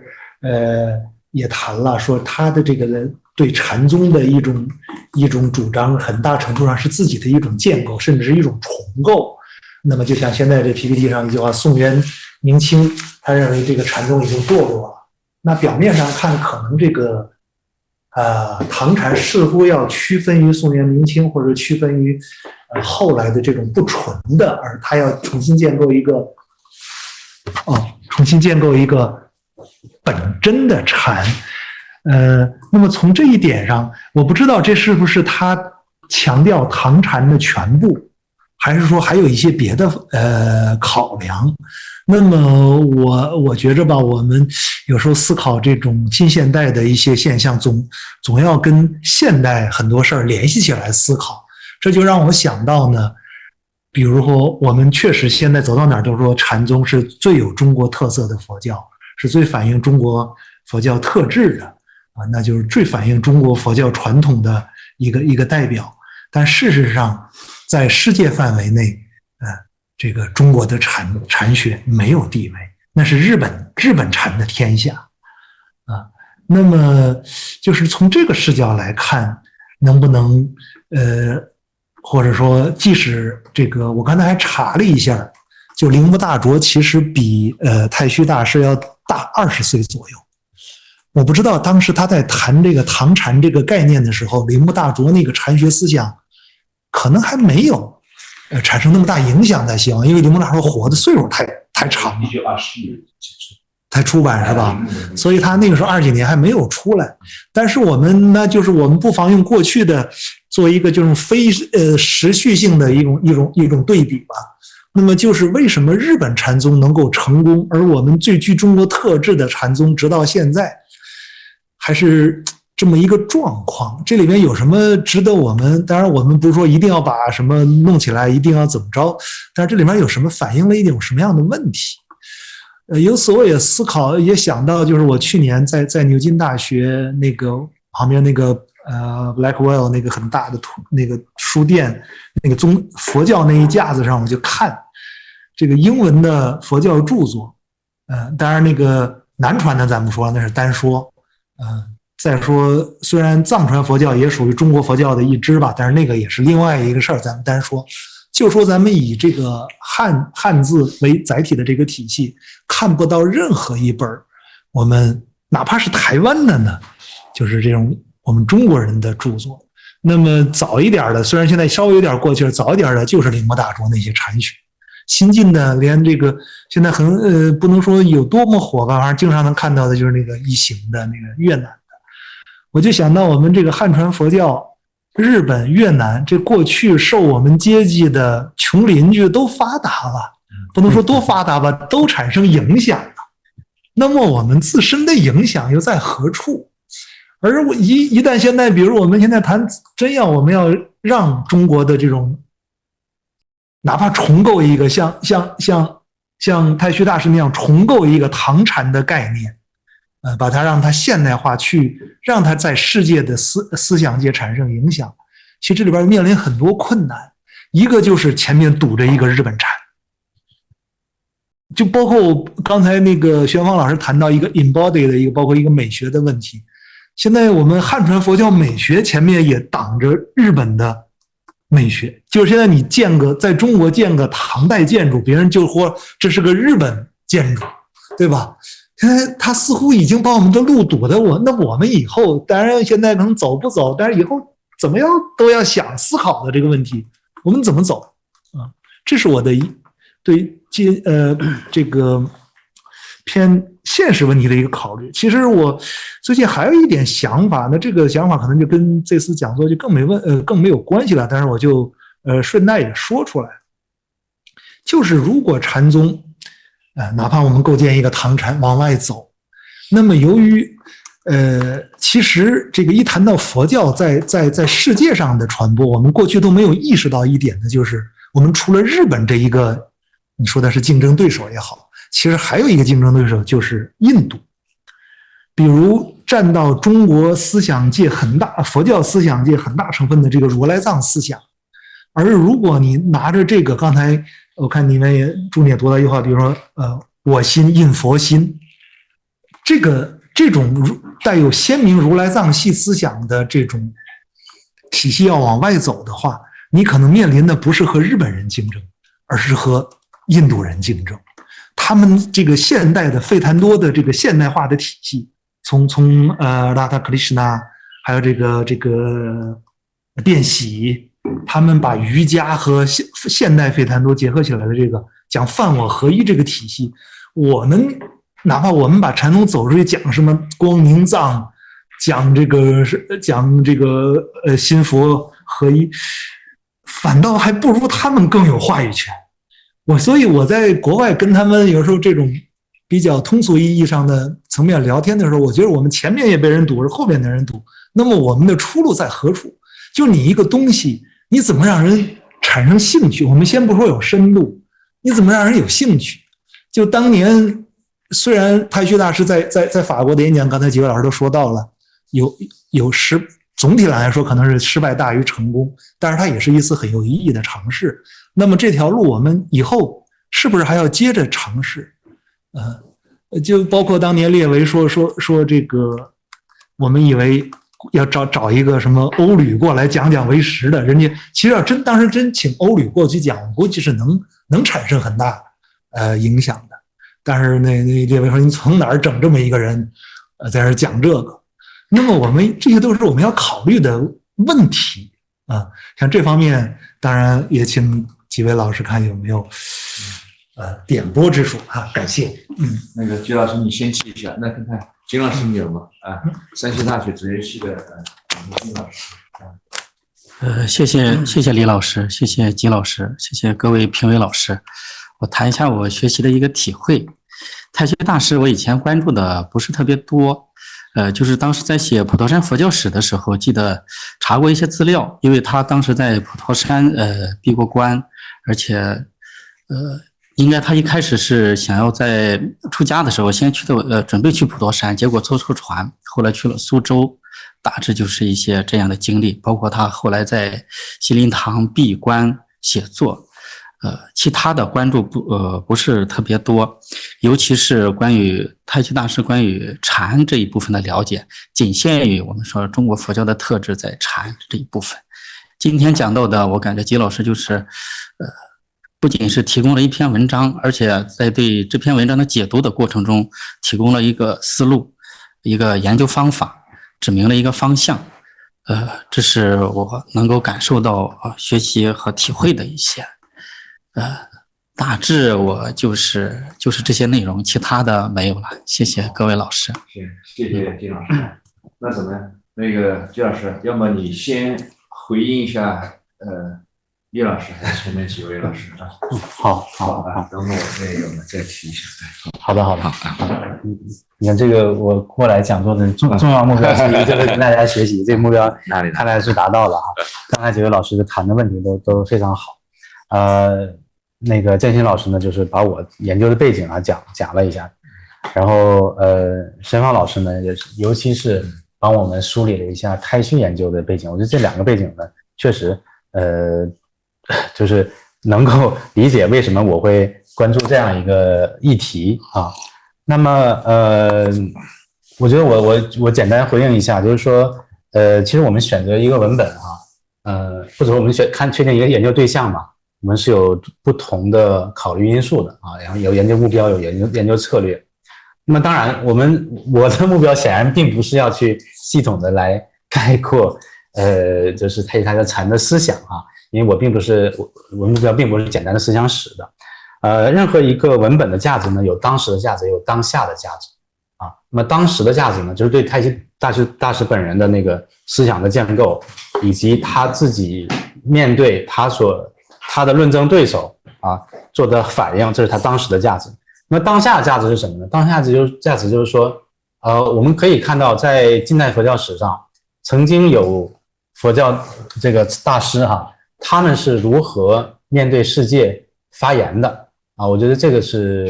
就是当下价值，因为我们越来越少看到，尤其我们汉传佛教，因为刚才这跟那个叶老师的问题有关系，就是为什么我们汉传佛教就是不太容易走出去啊？因为我们越来越少看到呢，我们汉传佛教的法师呢，就是对这个真实的世界呢发真实的言论啊，那这当然需要胆略了，对不对？而太虚大师呢，这一篇就是按照分期算是这个中期的作品呢，就体现了一种就是很罕见的胆略啊，咱们不管他讲的对错也好，因为所谓这个唐后的禅的堕落呢，这显然是一种通常使用的话语策略嘛，就是我们在提任何新东西的时候呢，我们都会说，这个东西已经败坏了，已经不行了，我们要回到最原初的状态啊，这是这个以旧开新的一个经常的话语策略。那么其实谈那个唐禅或者唐后的禅究竟怎么样并不重要，而在于说今天的佛教你能对这个世界做什么啊？你有没有能力，有没有胆量，有没有动用你的资源去讲啊？这我觉得这是我们说这篇文章当下的意义。所以最后为什么我在小结的时候呢，我会说呢，这篇文章呢，虽然很多都是就是属于一个不及格的论文，但是呢，它能够提振我们佛教徒的信心。就是说你在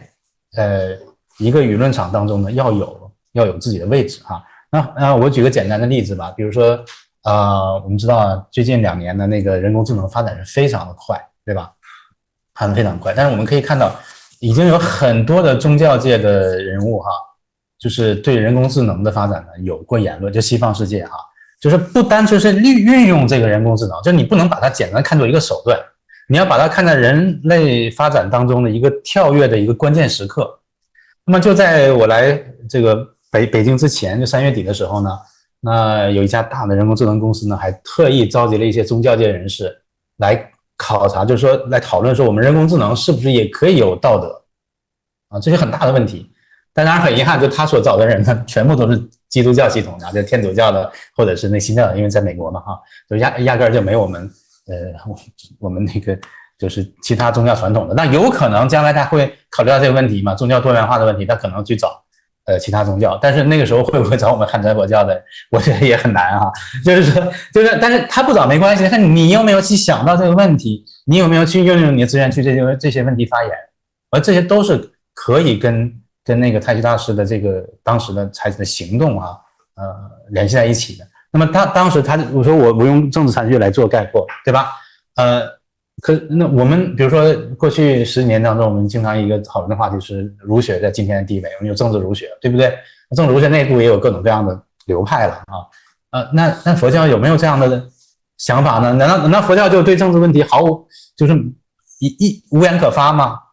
其实不是的，对吧？这政治是很宽泛的，这是像实际上所谓政治无非就是公共生活嘛，对吧？那对公共生活不能发言，那你怎么来进入这个世界呢？这涉及到刚才叶老师讲的，就是说为什么日本的一行禅师在越南的这个叫做入世佛教可以在西方那么流行。入世佛教它的重要性就在于说提供了一套新的，就是跟西方不同的这个实践伦理就我对这个世界基本上采取一个否定的态度佛教本身就是一个句式的佛教，但是我可以有某种方式来处理这个世界难以处理的问题。比如说在那一行禅师，他是从他自己的生活经验开出来的了，这个入世佛教。那么他当然就是最早就是处理这个越南战争的问题了啊。可是呢，他后来就涉及到很多，比如巴以战争的问题啊，美国跟越南之间的和解啊。你像他那时候就在美国组织活动，就是邀请那些参加越战的美国老兵来啊。其实这都是普遍意义上的政治。那么他们这些做法都是确实是让西方人非常感动的啊，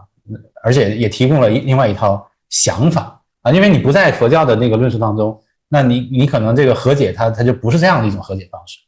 啊。就在这种情况下呢，你能为这些世界提出更多的解决方案和解放的可能，你才能被接受。那么日本禅又是另外一个问题。日本禅因为它就抢了先机嘛，它很早用那个英语去向西方来传播，从40年代就开始了。那这个传播其实已经就蕴含了很多，就夹杂了很多日本民族主义和军国主义的东西了。因为当时就是要利用禅宗来建构一种日本特性啊，也跟日本内部禅宗跟其他宗教的竞争，包括神道教的竞争等等有关系，所以他要特别强调这个禅宗的日本特性啊，说这是日本的啊，然后这个是特定的，它是特定的一种美学。那么对西方人来说呢，那这个日本的禅呢就提供了新的生活方式，就它跟那个入世佛教不一样，入世佛教是提供新的伦理。而这个日本禅宗呢，是非常能够应用到具体实践当中的一套生活准则，对吧？比如你关注当下，然后又是高度仪式化的，又很容易借鉴的，然后又很快形成了在地化的传播传统啊。就是日本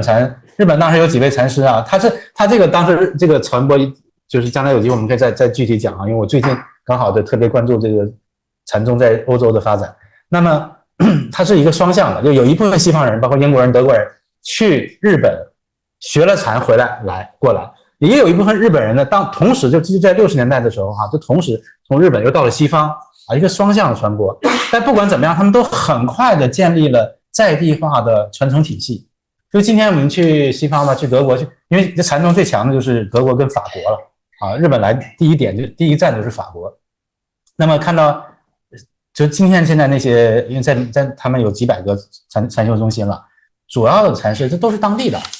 啊，这是我们中国那是可谓望尘莫及的。哪怕我们看到今天很多台湾的那个向西方传播佛教的组织啊，他们也发展非常快，但仍然在很大意义上，他们这个佛教仍然是所谓的族群宗教，就是限定在移民当中，并没有形成在地的这个 transmission， 就这个传承问题。因为我个人认为，宗教当中理解一个宗教最核心的就是传承。啊，那么这个传承如果它能发生改变的时候，它才能有那个在地化啊。那我知道，就是我们华人世界的很多禅师也都做过相关的努力。你看我到法国的时候，我是90年代末1990年到的法国，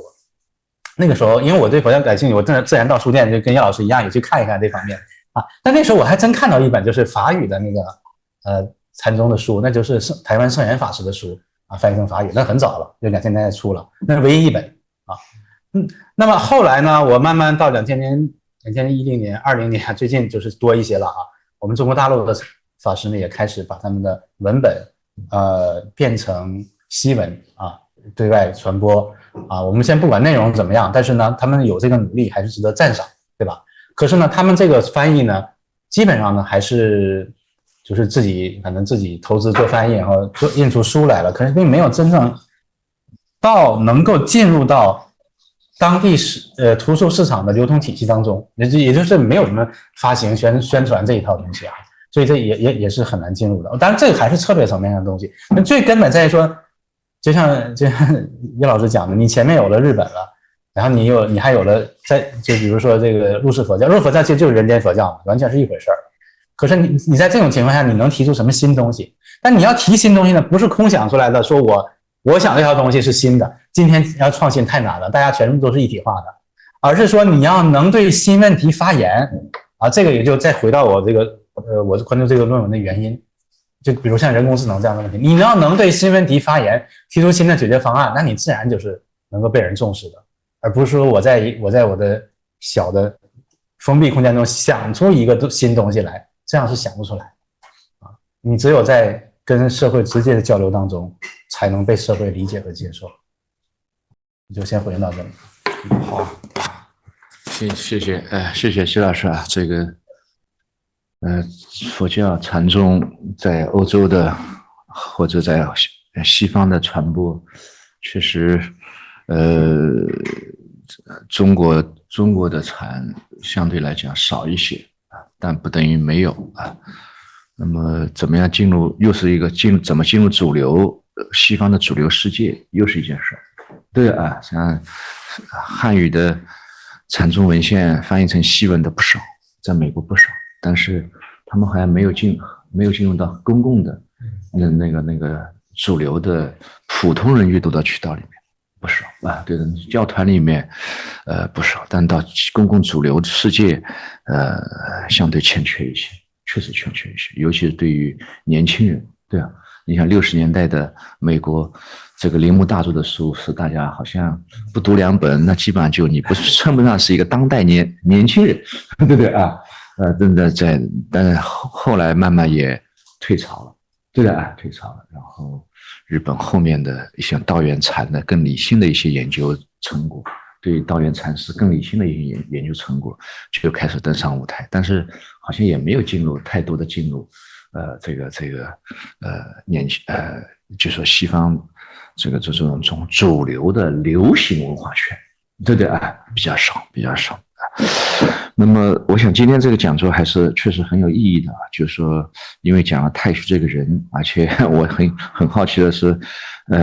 吉泽老师对于这个太虚这篇文章啊，不太受关注的这篇文章给予了特别的关注，这个是非常有意思的，对对啊，非常有意思的。那么我本人对于太虚研究不多，但确实是不是要看他的材料，特别是他那个整理身家制度论，对对啊，这段时间前些时候也又看了看，对对啊，确实有很多的启发。他的特点就是浪漫、敢想，对对啊，那个敢做也敢失败啊，这个对对，也敢承认失败啊，这个人确实很有个性，所以他成了我们传统佛教现代改革的一面旗帜，对的，是一个勇士，就是要敢说、敢干、敢失败、敢承认失败啊！这个人很有特点。那么，如果你从所以他不断的在探讨这个传统佛教一个现代改革和现代转型的问题。那么，所以我跟老一辈的那个佛教的高僧大德打交道的时候，在他们身上就经常有一个和我们其他的老一辈学者共性的一个东西，老在讲一个话题：传统与现代的结合，对不对啊？无论是台湾的这个星云大师，对不对？还是我们大陆的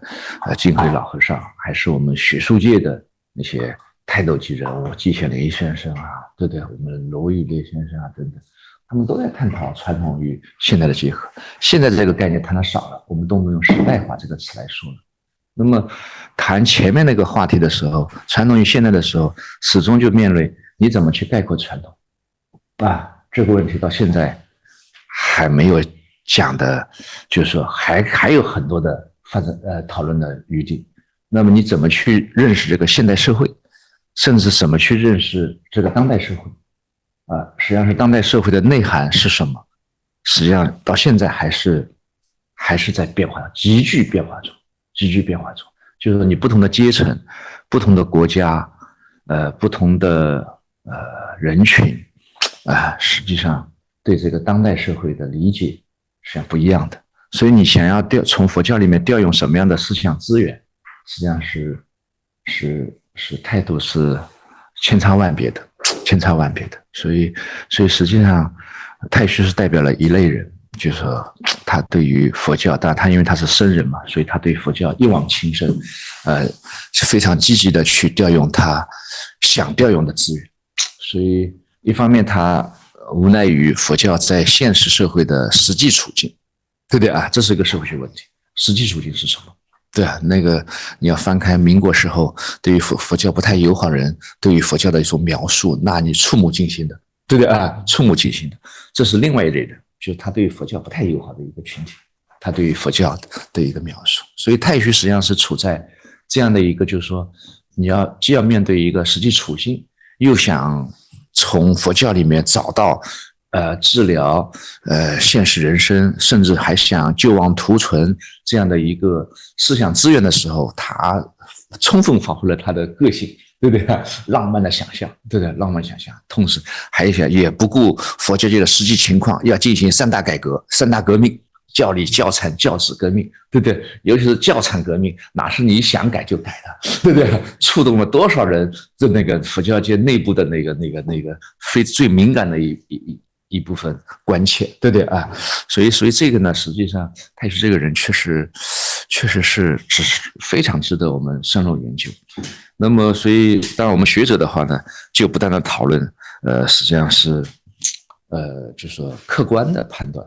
佛教在所有宗教里面，它到底能发挥什么样的实际功能，对不对？社会功能的问题。那么这个呢，就是基本上也是一个社会学家的一个讨论的问题啊。当然，所以这些呢，我想面对我们社会学家，我们就不讨论这些问题了，我们就想讨论一个，就接下来我就提一个，就是说我们实际上佛教实际上是从个人修养的角度，我们不考虑社会的实际处境。我们也不考虑他想象中、理想中的社会功能怎么样，我们不考虑这个，不考虑社会这个维度。如果从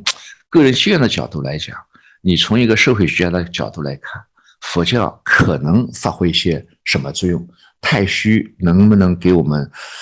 相应的一些启发，对不对啊？我觉得可能西方人就是说，他对于我们汉传佛教目前一种漠视啊。很大程度上去说，过多的我们东方人，特别是我们中国人，过多的考虑社会功能，而西方人实际上对这个东西是没有体会的。他可能首先考虑的是，从我个人的角度来讲，我能从中获得什么，对不对？这是我觉得很重要的一个关切。我们好像中国人天然好像就喜欢从社会的角度去考虑问题，但是这个在文化对外传播的时候，可能从西方人的角度来讲。他可能并不首先是从社会的角度，而从我个人的角度，能否有适合的有需要学习的内容。所以您在西方长期生活，看看这个佛教对于西方人的个人修养、个人生活有什么样的可以提供的思想资源，对不对？特别是太虚对于我们当代的这个人有什么样的个人修养方面的一些启发？好吧？好，哎呦，这个问题不太容易回答啊。为什么不太容易回答呢？就是我觉得佛教在西方的成功啊，或者是佛教目前为止在西方社会仍然保有了一个非常正面的形象啊，也是跟它这种独特的社会价值呢是不可区分的。因为佛教总是被看作一个和平的这慈悲的宗教啊。这个肯定是跟其他的诸大世界宗教呢也有所差别啊。那如果我们单纯从一个西方这个修行者的角度来看呢，我只能依据我所阅读的一些研究来说了。因为有一些学者呢，确实也通过做访谈做调查的方式呢，去探讨了一些这些个案。那很显然，就是任何一个修行者的个体呢，他都是从自己的需要出发的比如说从治疗疾病，从改善家庭关系，就跟我们在中国所见到的情况几乎一模一样没有什么不同之处。那么为什么会在佛教当中呢，就找到这个，他们认为他们找到了一个心灵可以归一的地方呢？当然就有很多层面可以谈了。第一个层面呢，就是异文化的这种所富有的独特的魅力我们对于所有远离于我们本地社会的精神传统呢，都不可避免的会带上某种这个成见。这个成见有时候是好的，有时候是有时候是积极正面的，有时候是负面的。那么西方人对佛教当然也有很多想象嘛，所以他们觉得这个传统呢就会比本地的传统好。那特别是他们不能在本地传统当中找到答案的时候哪怕是就是比如说天主教丑闻很多了，然后这个教会的这个神父什么都是他们平常成天在一起见到的，就是完全失去了神秘感。所以如果他们去转向了另外一个宗教传统呢，那当然那就是就是相当于就是开辟一条新路，他们很愿意这么做啊，这是第一个原因，就是希望能够找到新的心灵资源。那么第二个原因呢，是因为有一些佛教提供了一些非常就是有特殊性的可操作的实践方式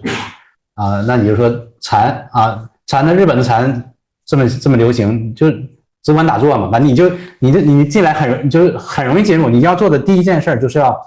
整顿你的身体，然后去打坐啊，就比较简单，但是虽然说简单吧，我是说理解上比较简单，但是它就有一个非常直接的，就是实践的路径指给你了啊，这使他们呢就比较容易去修行，而不是说像有一些宗教体系，它需要你要接受某一些论述啊，就对这个世界的一些基本看法啊，包括这个伦理要求。可是禅呢，它并没有特别多的伦理要求，对吧？你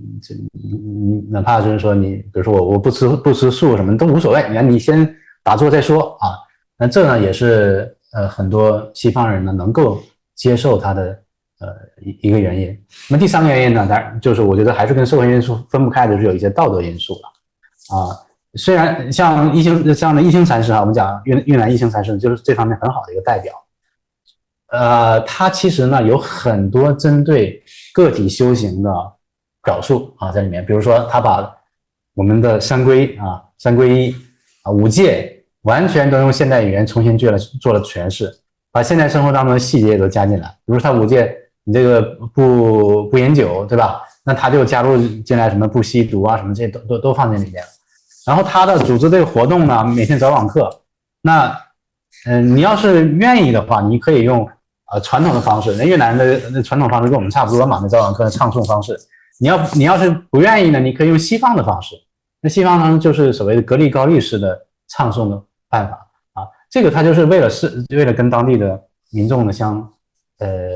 就是跟他们方便交流。那还比如说呢，他有一本书啊，就是关于那个愤怒啊，就如何控制你的愤怒这本书，那卖的非常好，上百万册的啊。所以其实一星禅师他很多收入都是靠他的版权收益啊，这是非常了不起的。就他针对个人会有一些很准确的找到你的需要的那个解决办法，而这些需要呢，就人都是一样的。你看你这生气是不是需要啊？家庭关系是不是处理是不是需要，对吧？治病是不是需要啊？其实所有的都差不多。可是你之所以愿意去听一星禅师的，而不是去听别人的，比如别人可能讲的都是一样的，我怎么去控制你的内心哈，减少愤怒，你讲一样的。可是因为一星禅师他有他的道德光环，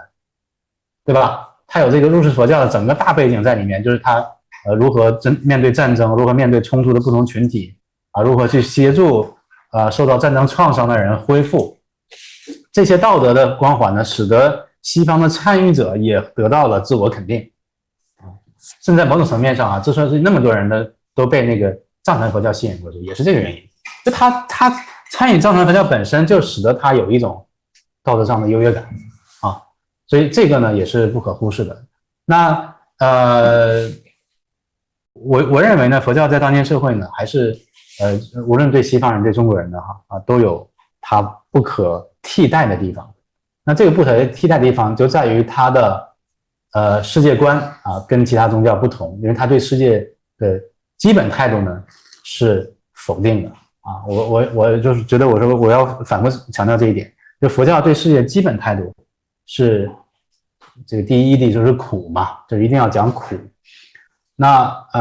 对基本世界的否定啊，才生成出了后面所有的一些智慧跟慈悲啊，而这个是其他世界宗教呢所没有的。那如何去理解这个苦啊？比如原来讲的八苦，那你这八苦呢，你是不是可以重新阐发，对吧？那今天人的苦是什么啊？我觉得如何去强调苦，如何去理解出世跟入世之间关系啊，仍然是佛教向西方传播当中呢不能绕过的根本问题。讲这些。好啊，行，谢谢。这个那看看其他老师有什么宣芳老师，你有什么提问？直接提问那个。就是那个金德老师最后把这个太虚的这个思想称为是一种政治禅学，政治禅学，对，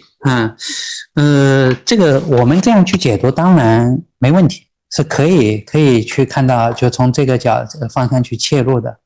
但是就从太虚自己的这个论述的，就他这个写这篇文章立意来说，就是如果我们注意到，就是他的这个思想的一个转换，就他从化导社会转向佛教本身的自身的这种改革这样一个角度来去讲，那么把它就是等于是明三以前的那个思想，从那里头去找他的那种政治论述，包括政治禅学的这个论述，其实也都可以找得到，就是政治为先的这个革命时期。那这一期他已经从他自己的这个思想里头，已经是转向佛教为本的改进时期。我这里用的是应顺的这个话，如果用我的那个关于现代性的这个模型来看呢，就是从革命转向了维新，或者说转向了改良这是一个我自己觉得这是一个蛮大的转折。那么里头存在着就记得老师说的，他依然延续的第一期的这样一种政治禅学的这个论述的这个东西，特别是在这篇文章的像学术思潮的这个部分里头尤其的可以看得出来有这种痕迹。但是你看他的那个论述的落脚点，他好像是还是在一个僧团自身的这个变革上面来。另外一个呢，就是说，我觉得就是如果从我自己这个专业思想史专业这个角度来讲，就是如果往深了讲，就是这里头它的也有一些就是等于说是方法论上面的有意思的这个地方。就是我刚才有一个就提了一个话头，就是说他非常重视这个本真性。这个本真性在这里头，它不仅仅是一个价值主张，它构成了一种方法。如果我还是引应顺的这话就是说认良心与本真性，并非不受环境影响，也非置现实问题不论，而是以此为本体为一切取舍横度的标准然后将最高的立法权、裁判权赋予这良心与真性然后用这个去了解一切、解释一切他说这个对于大师未来的教理教治的建制成为绝对的指导原则。那就是这一年的这2篇文章里头，就是刚才讲的人工与佛教的新深化和这篇里头，的确就是那一篇是讲色身如何安顿的而这一篇呢是讲所谓的这个法身的这个部分如何安顿的。它这里头的这个方法，而这个方法其实照应顺的分析恰恰不那么佛教，恰恰是太虚的思想受到了道家思想的这个影响的这个体现所以我觉得呢是我们的这个研究一方面是要回应现在社会里头提出来的许许多多的问题，但另外一方面呢，我觉得是我们这个学科的起点上面的前辈研究的很多睿智的这个洞见，其实是在我们后续的这个研究当中是被忽略了、被遮蔽了所以这个我觉得也是就是等于说我们可以我想提出来就跟大家就是讨论的一个维度就包括他的初期的这种太虚自己讲的这种浪漫主义的这个精神实际上也跟老庄的包括他的无政府主义的思想，他跟老庄的道家的这种无为精神还有就魏晋玄学这种率真精神是在处都连在一起的所以这一年时候的悟人工以安色身，这归简朴；修佛学以言法身，这归真智。这个真智就是我们刚才讲的纯真本真性的这个东西，它怎么样就是从我们学术研究的这个角度来讲，它怎么样就是成为了一种方法论的这种指导原则这也就是我后来有一个理性化的这个版本，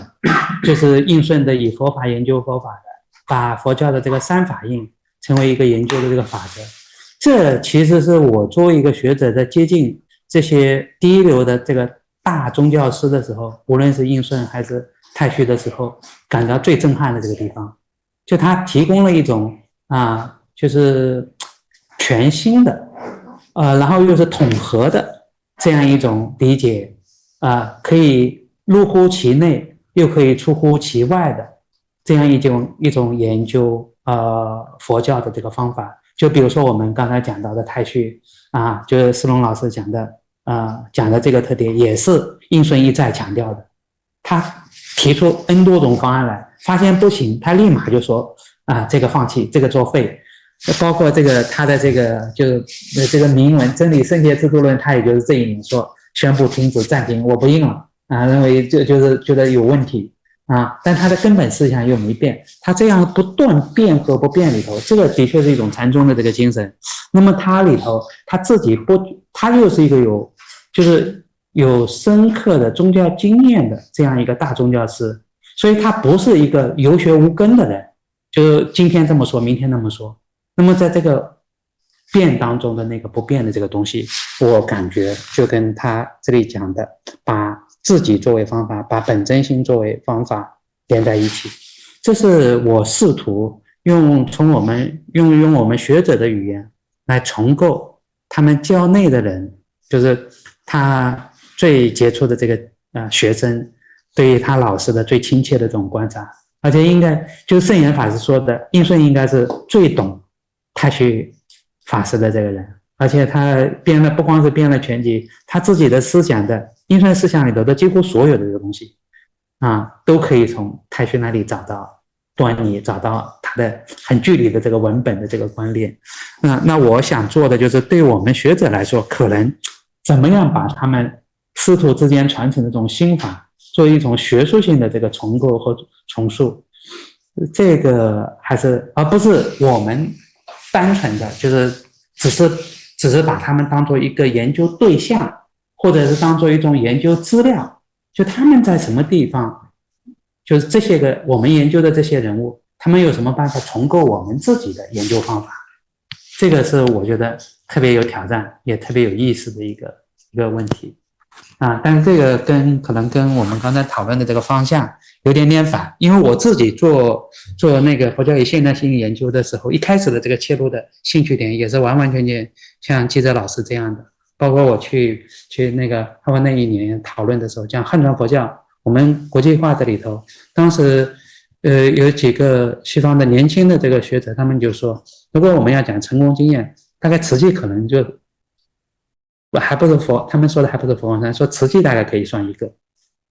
就是他是跟创价一样的，是真正就做到了一种全球化的。但是慈济它主要就是刚才大家讨论到的，它是 diaspora， 就离散社群里头的，没有不太能够脱出这个族裔的这个限制。而创价呢，主要是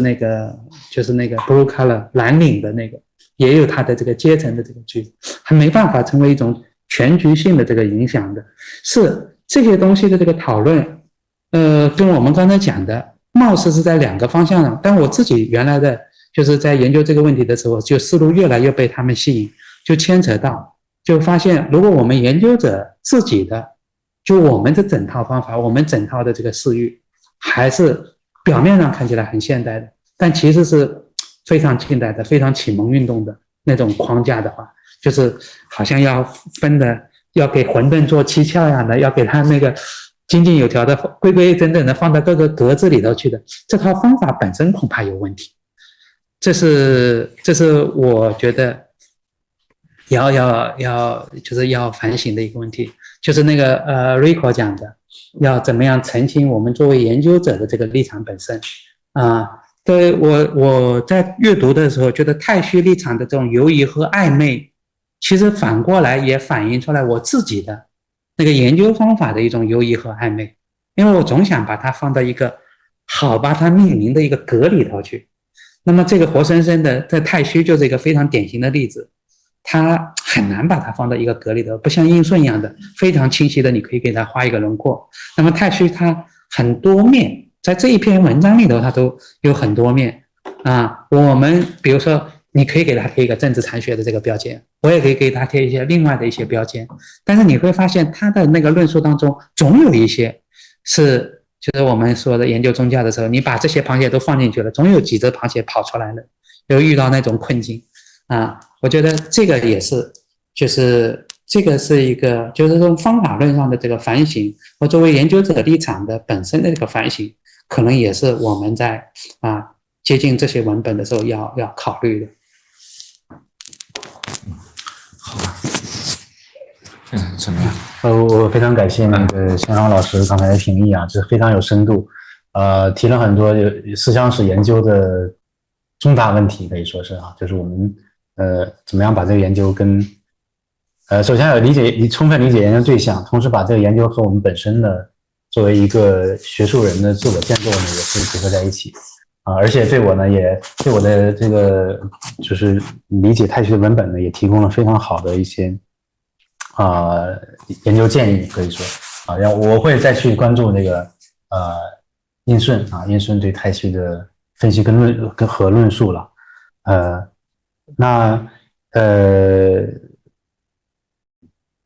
我就暂时没有太多的回应，好，是看有没有别的问题在看看怎么样？那个其他的同学，那个有没有现场的观众？那个线上咱们就不开放了线上评议非常非常多要我们谈这谈那的，我就对就不开放看看线下有没有实际上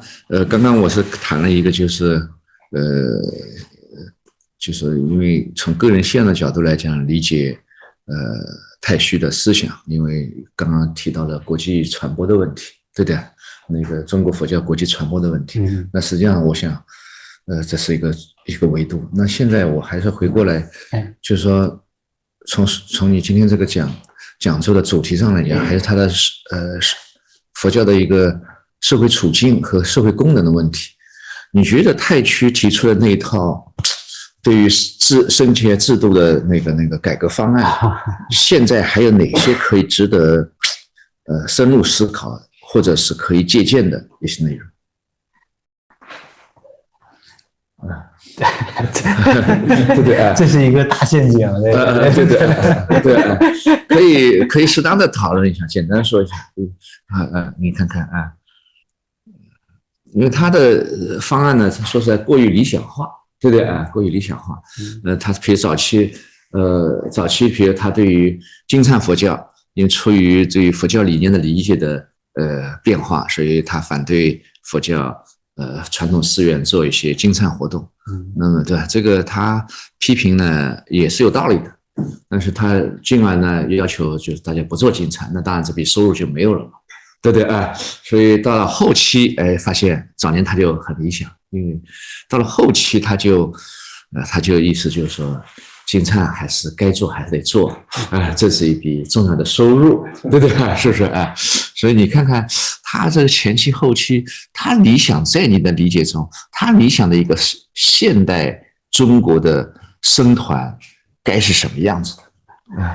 的我觉得呢，首先这个问题就是涉及的维度就很多了刚才讲到寺院经济的我们还提到过教育的作为早期的时候呢，他作为一个革命者他什么都可以讲，对吧？而且他基本上是一个破坏的方式来讲，那革命者总是要破嘛，所以你这个也不行，那个也不对，所以我们就要改。但如果他到了因为抗战之后呢，他在中国佛教界地位呢，就是制度的地位呢，不断的提升了嘛。他随着国民政府西迁，然后也就实际上，就变成了中国佛教会的领导者这跟以前状态不一样了。以前中国佛教中心在江南一带，在江浙沪那一带，然后那这个时候他之后再考虑中国佛教呢，一方面要面对战争，面对民族国家建构的问题为什么派人到西藏等等另外一方面呢。他可能也会有新的，就是你作为一个就是保证佛教能够在现实生活当中生存发展的考虑了。那肯定跟最初的一个就是光杆革命者的那个态度呢是完全不同的。我觉得我们今天呢在讨论太虚大师所涉及那些问题的时候呢，我们的所拥有的这个资源对照项其实更多了。我觉得我们今天不能就是再限于那些思考方式，比如说像刚才讲的那个有关寺院经济的问题这是一个几乎所有宗教都要面临的问题，不光是中国佛教，我们国内的或者其他宗教，那天主教都一样的。那我们在这种情况下再去考虑，就会发现就不同宗教有它的策略。那哪一些呢可以提供给我们中国佛教？那是就我们的那个视野就会大得多我这里并不想就说下任何结论了，我只是说我们在考虑这些问题的时候呢，一方面要根据我们的实际需要出发，另一方面我们的那个比较和吸收的那个范围也是很广的。比如说像我们这个寺院经济这个仪式的收入，那以前是一大块，那现在也是一大块了那仪式收入又涉及到这个刚才比如说咱们僧团类型是香花和尚、应付僧这一类型，还是另外一些修持僧的类型，所以它都是搅在一起的。那么我们看别的宗教呢，因为那个时候我们不太了解，可能不太了解西方宗教，但是看别的宗教也是一样的。比如说天主教，那它有大量的时间、精力、资源也要投入到自我再生产当中嘛，对吧？那天主教的显然它教堂都是免费开放的，可是它如果这个教堂里面有一个特殊的小博物馆我这个历史上的主教的那些神器都放在里面什么的，那我也要收钱的呀。然后因为它跟中国佛教一样，中国以前土地很多嘛，市场博物馆也收钱。对呀，你要博物馆的话就收钱了。你进到教堂里面，它有一个地方，它这是我们的博物馆，你就要收钱了。那还有很多市场呀，那天主教有很多市场，它的修道院什么的，它都是可以开放出来出租的。那以前我们有些研讨会就是放在修道院里面，对不对？就是很好嘛。它不光是我们研讨会，它各种企业的会议什么都可以在里面开几天一个礼拜，往往这些地方都风景很好，然后他们还提供这个餐饮，所以这也是他们重要的服务之一。然后他们还生产产品那很多那个修道院，虽然他在山里面，他做有天然的食材他们做的食品都特别著名那卖的非常非常贵对吧？它又不像我们佛教是有那么多饮食禁忌，它可以生产酒可以生产巧克力，对不对？就是这都是它的这个资源的再生的方式，这都是我觉得我们要考虑到说宗教自我再生产是一个这是一个刚性的，对吧？就是你不能改的东西，那没有的话这宗教就不存在。对，还有就是说如果有可流动资金那怎么处理，对吧？刚才讲的都是以这个服务或者是不动资产来作为基础的，还有一些动产的，那我觉得我们都可以考虑跟借鉴。所以对于中国佛教的市场的问题呢，要放在我们今天的法律框架下，然后要给它足够多的，我觉得要给它足够多的空间了，不然的话越管越死的话，那这个宗教就真的就完了。那只是说它这个收入进来，你有什么样的税务控制，它对它的运用是有管理，这没问题。但是它对于它合理的再生产要有尊重的对吧？还有我们讲这个宗教教育的问题。那么宗教教育呢，就太虚大师是一个就是现代佛教教育的，就是他是僧团教育的奠基人僧团教育奠基人。他的主要目标呢是借鉴现代的学校制度，对吧？现代学校制度。那么这个学校制度呢，简单的讲就是分级首先我要分初级、中级、高级。第二呢就是要考试你进来什么都要考试。第三呢是双向选择，就是你学生我可以选学校。然后呢，那个学校我也可以选学生，对吧？这是第四个，就是文凭主义，就是所谓最后你要再贴标签了你是什么佛学院毕业，你是本科、硕士、博士，就他借鉴了这套学校体系。而当时的目标是什么呢？当时的目标是打破原有的那个法脉宗系地缘关系这些的限制，因为它没有人，太学大师没有人，它借佛学院来凝聚人。所以今天我们在考虑佛教教育的时候呢，就不是这些问题了，对吧？今天考虑佛教教育呢，可能是另外的，比如说你这个佛教教育的过程当中，那神学体系跟非神学体系你怎么结合，对吧？就是你教学课程是怎么设置的，哪些是必须要有，哪些是那个就是他所拥有的价值是怎么评判的啊？比如说我们在佛学院，那我觉得有一些基础的课程就是不能没有的。像我可能有点社会学本位啊，我觉得像社会学这样学科是必须要有的，对吧？就是你看，我们作为宗教人士，你基本上就是要面对这个社会，然后而且要以一个批判和反省态度面对这个社会。那社会学就是社会学自我批判之后的一个结果吧？那如果我们宗教学校都不学社会学，不是很怪吗？对不对？这是学科设置的问题，就是说就这些问题不是太虚大师那个时候要想的，是我们今天要想的啊。还有就是学术跟研究的问题。那学术跟研究有好多种范式，比如说日本的，它是一种范式，对吧？它基本上就是那套经验哲学的那种形态了。那西方又是另外一种范式，像我比较熟悉，像法国的建筑学院、建筑教学院，那它是基本上就把自己当成一个大学来看待啊，然后它跟那个社会大学来共同合作的啊，就我们人可以流通，活动可以共同做，然后他们可以就是讨论社会问题。你看，比如有一次我在一个天主教机构里边，那我们请来的人是谁呢？那是请来的是法国宪法委员会的人，对吧？来讲，你看这种那个打通的这种状态啊，那就是另外一种范式了。我们在日本恐怕就不会考虑这种范式啊，日本还是靠文本文献的。但是法国呢，它天主教因为经过了200年的政教分离的这个洗礼啊，然后就它跟那个社会的互动呢，就变得更加的成熟、开放啊，缺少就是没有什么禁忌。那这是一种范式，对吧？那可能我们再看美国基督教，那又是不同的范式啊。我觉得今天我们在考虑这个教制的问题啊，教产的问题。它真的是要把它放在一个全球范围内来做综合的评估。好啊，这个今天我们谈的非常多，从那个太虚这篇不太受关注的论文开始，也不能叫论文，从这篇宣言开始，对不对？那个唐代的禅宗与现代社会，对不对啊？这个说实在的。有很多的有很多的想象性的一些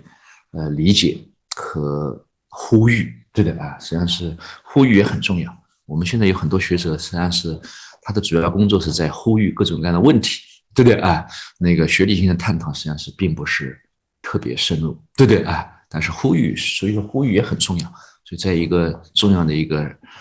历史转折关头。像是呼吁有的时候比学术研究可能还有价值，对的啊，所以太虚呢，确实它成为了一面佛教改革的旗帜。那么如何评价，实际上是因为跟很多学者、很多宗教人物，他和太虚不在一个处境中，所以评价就会发生变化，是多样性的变化，这很正常。那么，所以谢谢这个吉哲老师给我们很多维度的一些探讨啊。后来我们还谈到了国际传播的问题，对不对？中国佛教的国际传播问题，还谈到了宗教教育，还是谈到了僧团的改革问题，对不对啊？这些呢，好多是我们学者不必太关注的事儿。但是呢，因为我们是宗教学者，所以说呢，研究宗教学的学者，所以说呢，关注这些事呢，也有一定的合理性，对不对？也有一定的合理性啊。所以，那今天我看时间呢也差不多了，这个我们的讲座是不是到此结束？好吧。最后以热烈的掌声再次感谢我们吉哲老师和几位语坛人，好吧？谢谢啊。好，也特别感谢我们线上一直关注到现在的朋友们，好吧？我们这一次讲座有1.5万人在线上观看，好吧？谢谢大家，好啊。诚惶诚恐啊！法国不可能有100万人，是吧？天哪，太可怕了！关掉了吧？好。